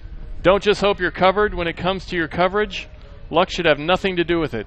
Talk to Indiana Farm Bureau Insurance today. Visit infarmbureau.com for a free auto quote or to find your local Indianapolis area agent. Indiana Farm Bureau Insurance, stop knocking on wood. And today's broadcast is also sponsored by Dr. John Rimple and Health Zone Chiropractic. Proud to support and provide peak performance for Ultimate in Central Indiana. Visit us online at healthzonechiro.net. That's healthzonechiro.net. So as we mentioned earlier, this is the first of a doubleheader with the Indy 11, Indianapolis's not major league. They probably wish they were major league. Maybe someday they will be. Maybe. But they're a professional soccer team. The broadcast for this game will be on Wish TV starting at 7:30 if you want to watch the Indy 11 after this game. And here's Picone for the Mechanix on the far sideline. He's got Ing on him.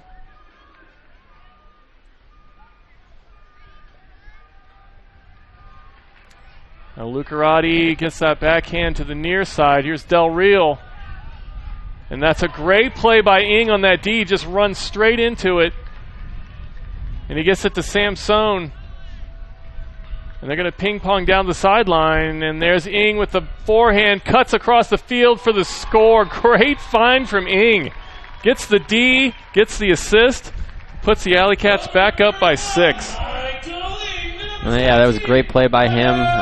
Questionable throw by Aaron Del Real for Detroit.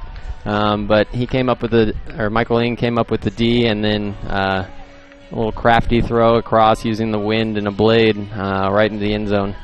I want to say that was Ryan Jarvis with the score, and we're going to see the D here from Ing, and he just runs right into that. Yep.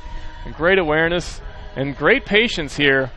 After he caught that, we talked earlier, sometimes that's the hardest throw after you get a D. Yeah. To get it back started the other way, and he had great patience. Definitely waited and had somebody open, and then he was still a part of the offense after that, getting a strike cut later on, and then finding somebody in the opposite corner with a blading throw.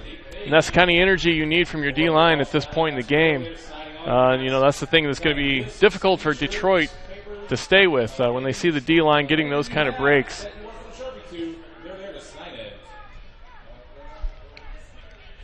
So here's the pull from the AlleyCats now. It floats, settles gently down to the field, and the Mechanix will take it about 20 yards from their own end zone. The sun is out. The wind is not too bad on the field right now, and this is a beautiful night for Ultimate. Here's Accuse. Gets the dump back to Picone. There's a layout D attempt. And just like that, the Mechanix come back for the score. And again, great patience on their offensive line that time to try and keep that score from ballooning too much here in the fourth quarter. They definitely needed that one. When you're down 5 in the fourth quarter, a lot of times you can take chances, and when that happens, sometimes the lead expands. So if you're just hucking it every single time, you're not going to have a high success rate, and especially if the Cats know that that's going to be happening. So they took their time. They had a good offensive motion, and they scored. And that was Tariq Accuse, number 9 for the Mechanix, getting the assist to Channing Watson.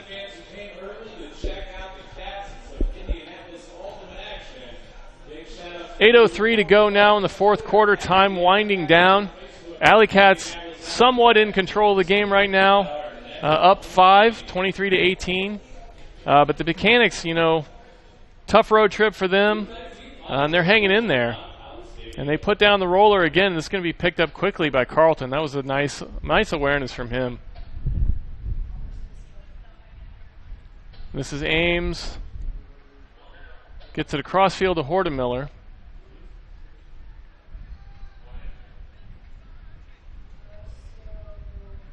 Now back to Hortemiller. Flips that backhand ahead to Ames. And there's Brock on the sideline, and he dumps it, and that's a dangerous throw. Nice awareness from Ames that he's going to have to go get that.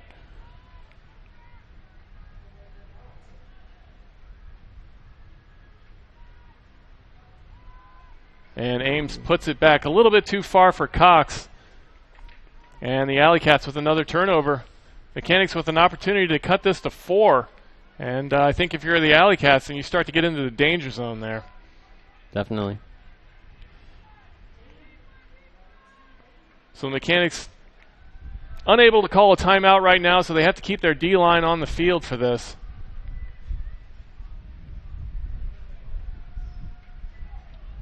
And that's Champeau. Low backhand. They move it down to the goal line, and they score relatively easily. And they cut that to 4. And that was a solid break by Detroit. Yeah, a bit of an unforced turnover earlier on when they were going for a handler reset. But Detroit worked it down the field. Here they have a nice break throw, and then it's just easy right into the end zone with an unmarked person. Yeah, and that was set up by Ames missing that dump to Cox.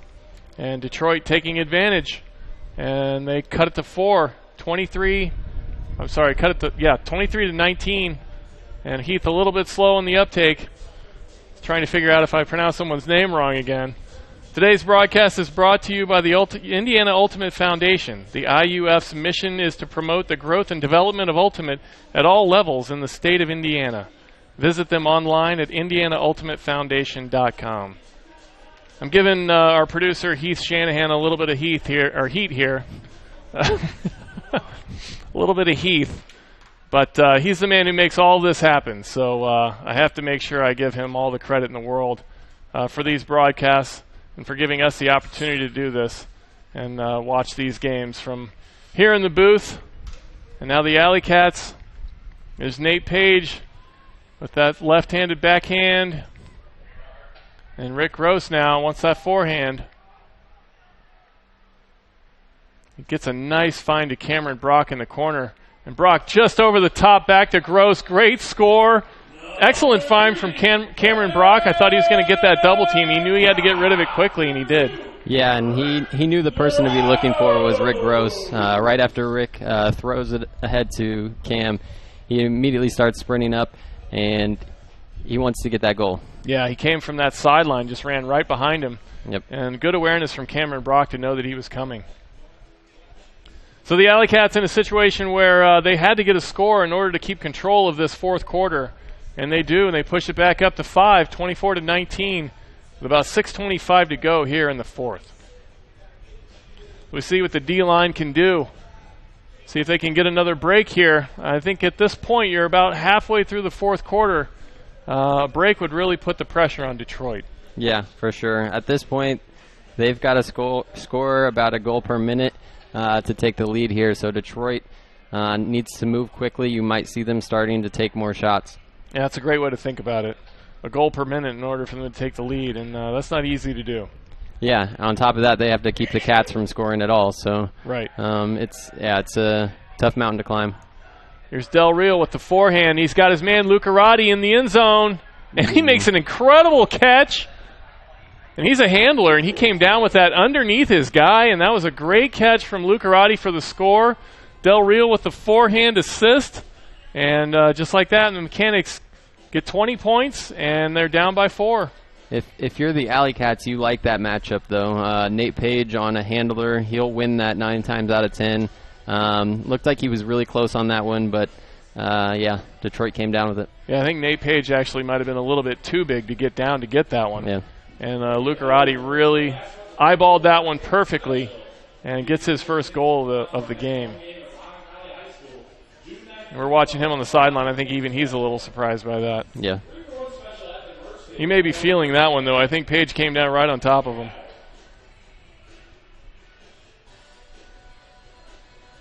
I think he'll be more upset mentally rather than physically after that play. He thought he had a chance, and whenever you think that, you're a little disappointed if it doesn't actually happen. So now the Mechanix with the roller, and the AlleyCats really quickly to midfield. And Brock's got his man, Plew. And Plew puts one out long for Brock. Brock going for it, and he's down, and he's not able to catch up with that. And we thought that was going to be a typical Plew to Cameron Brock highlight. Brock on the run just couldn't quite come down with that. Yeah, Cameron Brock's not the most comfortable laying out. He's a guy who can usually get there standing up since he's so fast, and but that was one that probably was low enough where he would have had to lay out to get it, and he just didn't feel comfortable doing it. Yeah, there wasn't a lot of air under that disc, and that would have been a difficult one for anyone to get. And now the Mechanix right back with the break. And that's Champeau with the score. And that cuts the lead to 3 here with 5:19 to go. And we talked about them needing to score a goal per minute. Yeah. And they're making every effort. Yeah. No, they're ahead of schedule right now. The Cats are giving them some opportunities, and they're taking advantage. Yeah, the AlleyCats really need to cut down on the turnovers. They flattened out a little bit here in the fourth quarter after having a great third quarter. With an 8-3 run to finish that quarter, and right now they've gone a little bit flat, and they've been outscored by 3 points in the fourth. Yeah, I think they're really missing some of the guys that are gone today. Travis Carpenter or a Nick Hutton or Levi Jacobs who plays on the offensive line. So when Detroit gets a few breaks, these guys are starting to get tired, and they don't have that many subs that can take their positions and still produce. So they're having to run and run and run. Yeah, and especially missing Carpenter and Hutton. Those are two big energy guys on your D-line. They're the guys who were there from start to finish. And so that's tough to miss those guys today. And here's Brock. Back the other way now. Gross with it. He's looking for that forehand. He puts it up. He's got his man. There's Schwartz, and that's a perfect throw from Rick Gross, cutting that one across the end zone to Aaron Schwartz, and he gets the score, and that was crucial. Yeah, I thought I saw when Rick Gross gets it here, I see Aaron Schwartz go to that other end zone. I thought it might be a hammer, but he sees he's wide enough open that he feels more comfortable with that blading forehand. So, yeah, good throw, good catch. And that was the 5th assist from Gross. And I believe that was the 4th goal from Aaron Schwartz. So both of those guys making an impact today, and doing so especially right here at a crucial time to get that back up, that score, that lead back up to 4 with 5 minutes to go in the fourth.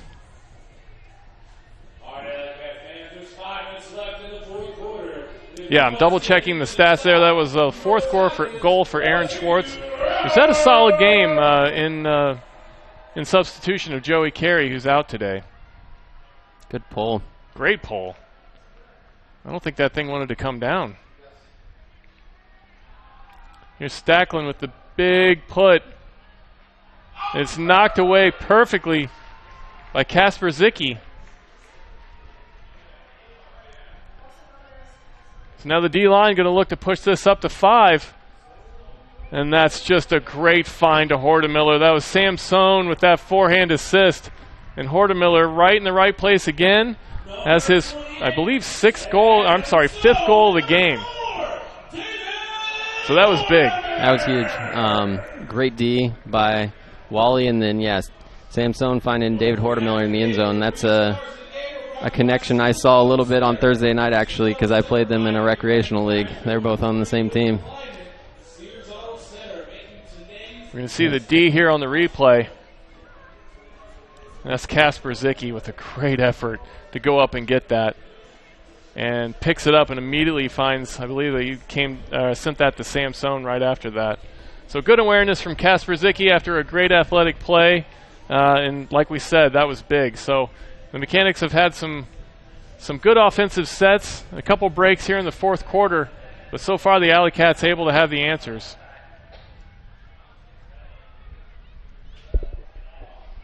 Here's Picone for the Mechanix. The AlleyCats in man-to-man. There's Loskar on the mark, and that's Hubbard, I believe, now on the far sideline.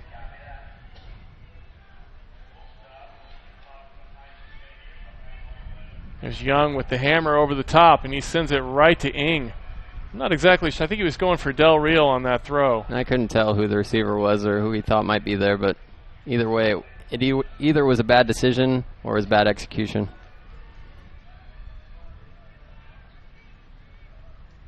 There's Ing, sends the backhand low across the field. He's got Page. Page with that left-handed forehand. It floats, and that's Ringwood right there for the score. And I thought that was going to go out of bounds, but Ringwood timed that perfectly. So another break by the AlleyCats defense, and they must have heard me because they're rolling now. Yeah, Nate Page has a lot of confidence in his forehand, so if he sees somebody open down the field, he's more than willing to put it. Good play by Ringwood to go and get it, though. Yeah, Nate Page has had some great throws today.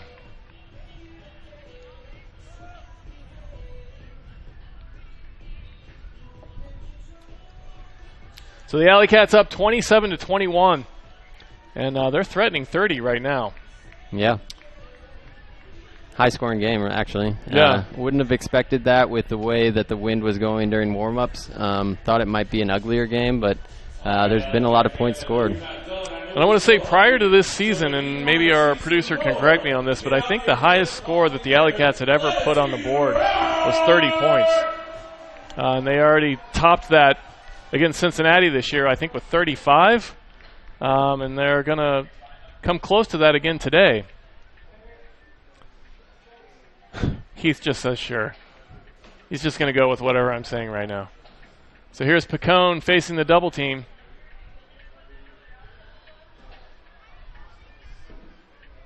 The AlleyCats with solid defense here. The Mechanix trying to get it out of their own end zone. Stacklin right with the double team, and I'm not in. That was maybe not quite as bad of contact as he led on there. But I think there was some contact, but I think it was probably embellished a little bit. He wanted to make sure the ref saw that it happened. Yeah, maybe he was just surprised too. Yeah, it could have been. You know, off balance maybe. Yes, give him the benefit of the doubt. That's right. So he gets it to midfield. And there's Lucarati, who had that amazing catch a few minutes ago. He gets it back.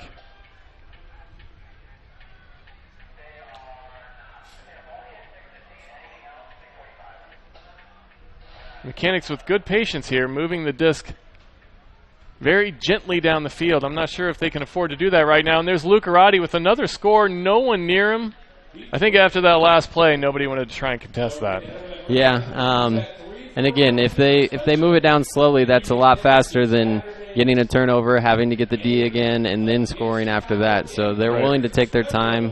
But yeah, the clock is definitely getting down, and if they want to come back in this game, they're going to have to take some chances. So Andrew Lucarati, the man, the machine, comes up with his second goal of the game. And as a handler, a guy from the handling position, that's probably something you don't say a whole lot about him. But that's solid for him.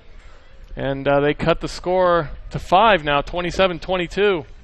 And they're going to see if their D-line can come up with a break as they try and push this, or push the AlleyCats leading to the end of this game. I would expect them to take some chances on D right now. They'll probably play under on the offensive players and make them go deep. They want the AlleyCats to, if they're going to score, they have to score fast. So they're going to probably let them go deep a little bit and take away the unders. They put down that roller again, and the AlleyCats scoop it quickly, not letting that go out of bounds. And here's Zebarth. On the far side, gets the backhand through, and that's a nice catch by Samson. Stays on his feet, gets it back to Ames.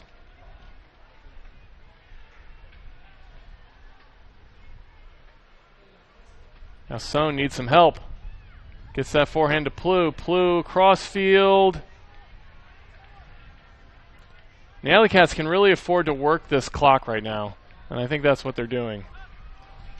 And that's a great catch by Keenan Plew. Cameron Brock a little bit of trouble there with the double team. And he puts maybe a little bit of a questionable throw, but Keenan Plouffe saves him. Yeah, definitely. Yeah, you see the double team come up on Cam right here.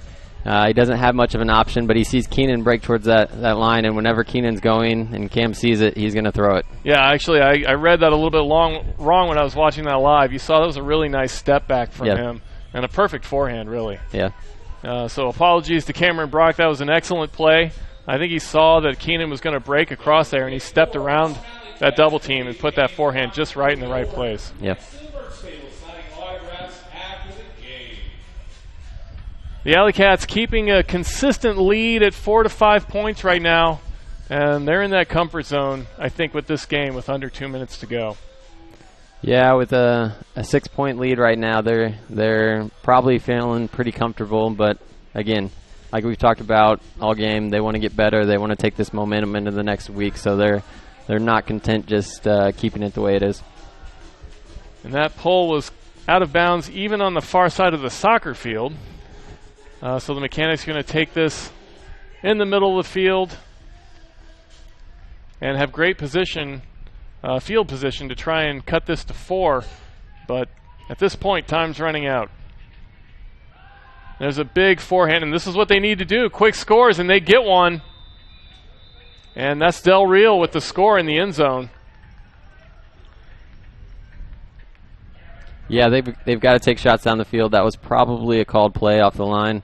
Again, they need to score quickly, so they're going to take shots. Yeah, that took less than 10 seconds, I believe, for that score. And they're going to need a few more of those, but that's a good start. And I did say that Del Real had the score in the end zone. I know that's where you always score. Fourth quarter, we get a little punchy here. Yeah, it could be. And I actually think, was that number 9, maybe? I think. Was that a Q's? Maybe it was. I think it was, yeah. Yeah, they look somewhat similar from here. They similar both have builds, similar builds. 8, 9. Yeah, tough to see. Yes, I think you're right. I think that was a Q's. Yep. I think Del Real has that beard. If you look for that, then you might be able to tell them apart.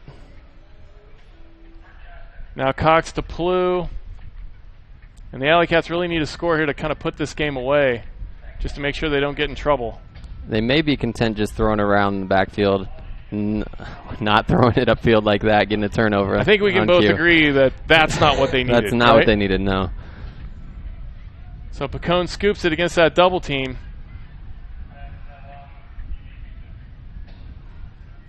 And that's Grimaldo, sends it across the field. Taking a lot of time. Yeah, they really are.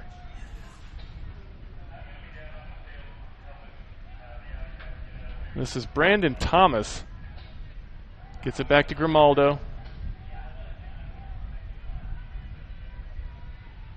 Grimaldo with that forehand had 2 guys.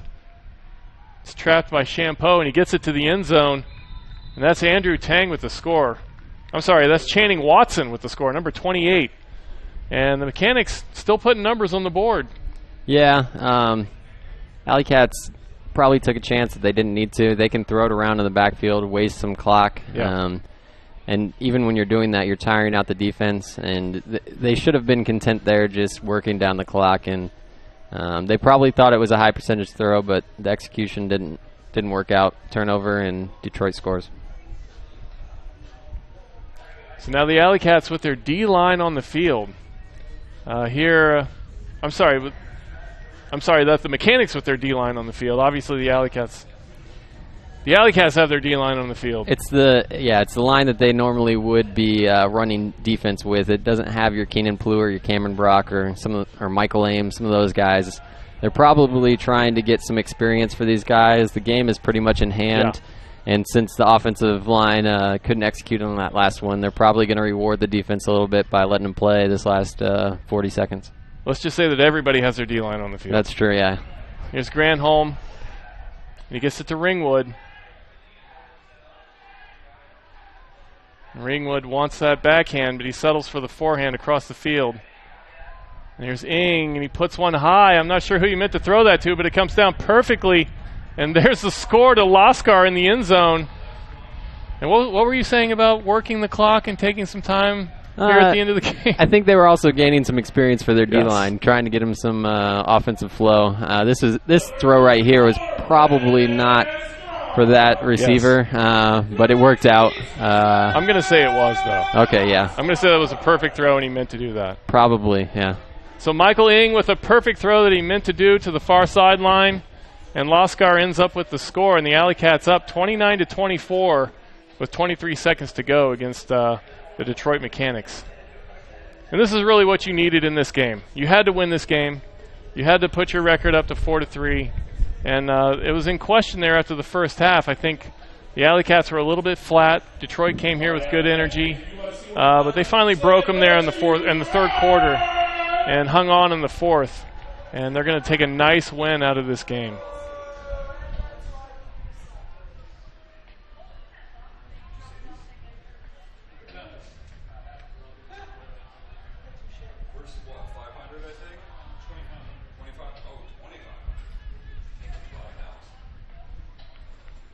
So the Mechanix going to take this. 23 seconds to go in this game. They're just going to try and work it quickly down the field. Here's Stacklin with the big left-handed backhand. And there's a D from the AlleyCats. And that's Groth.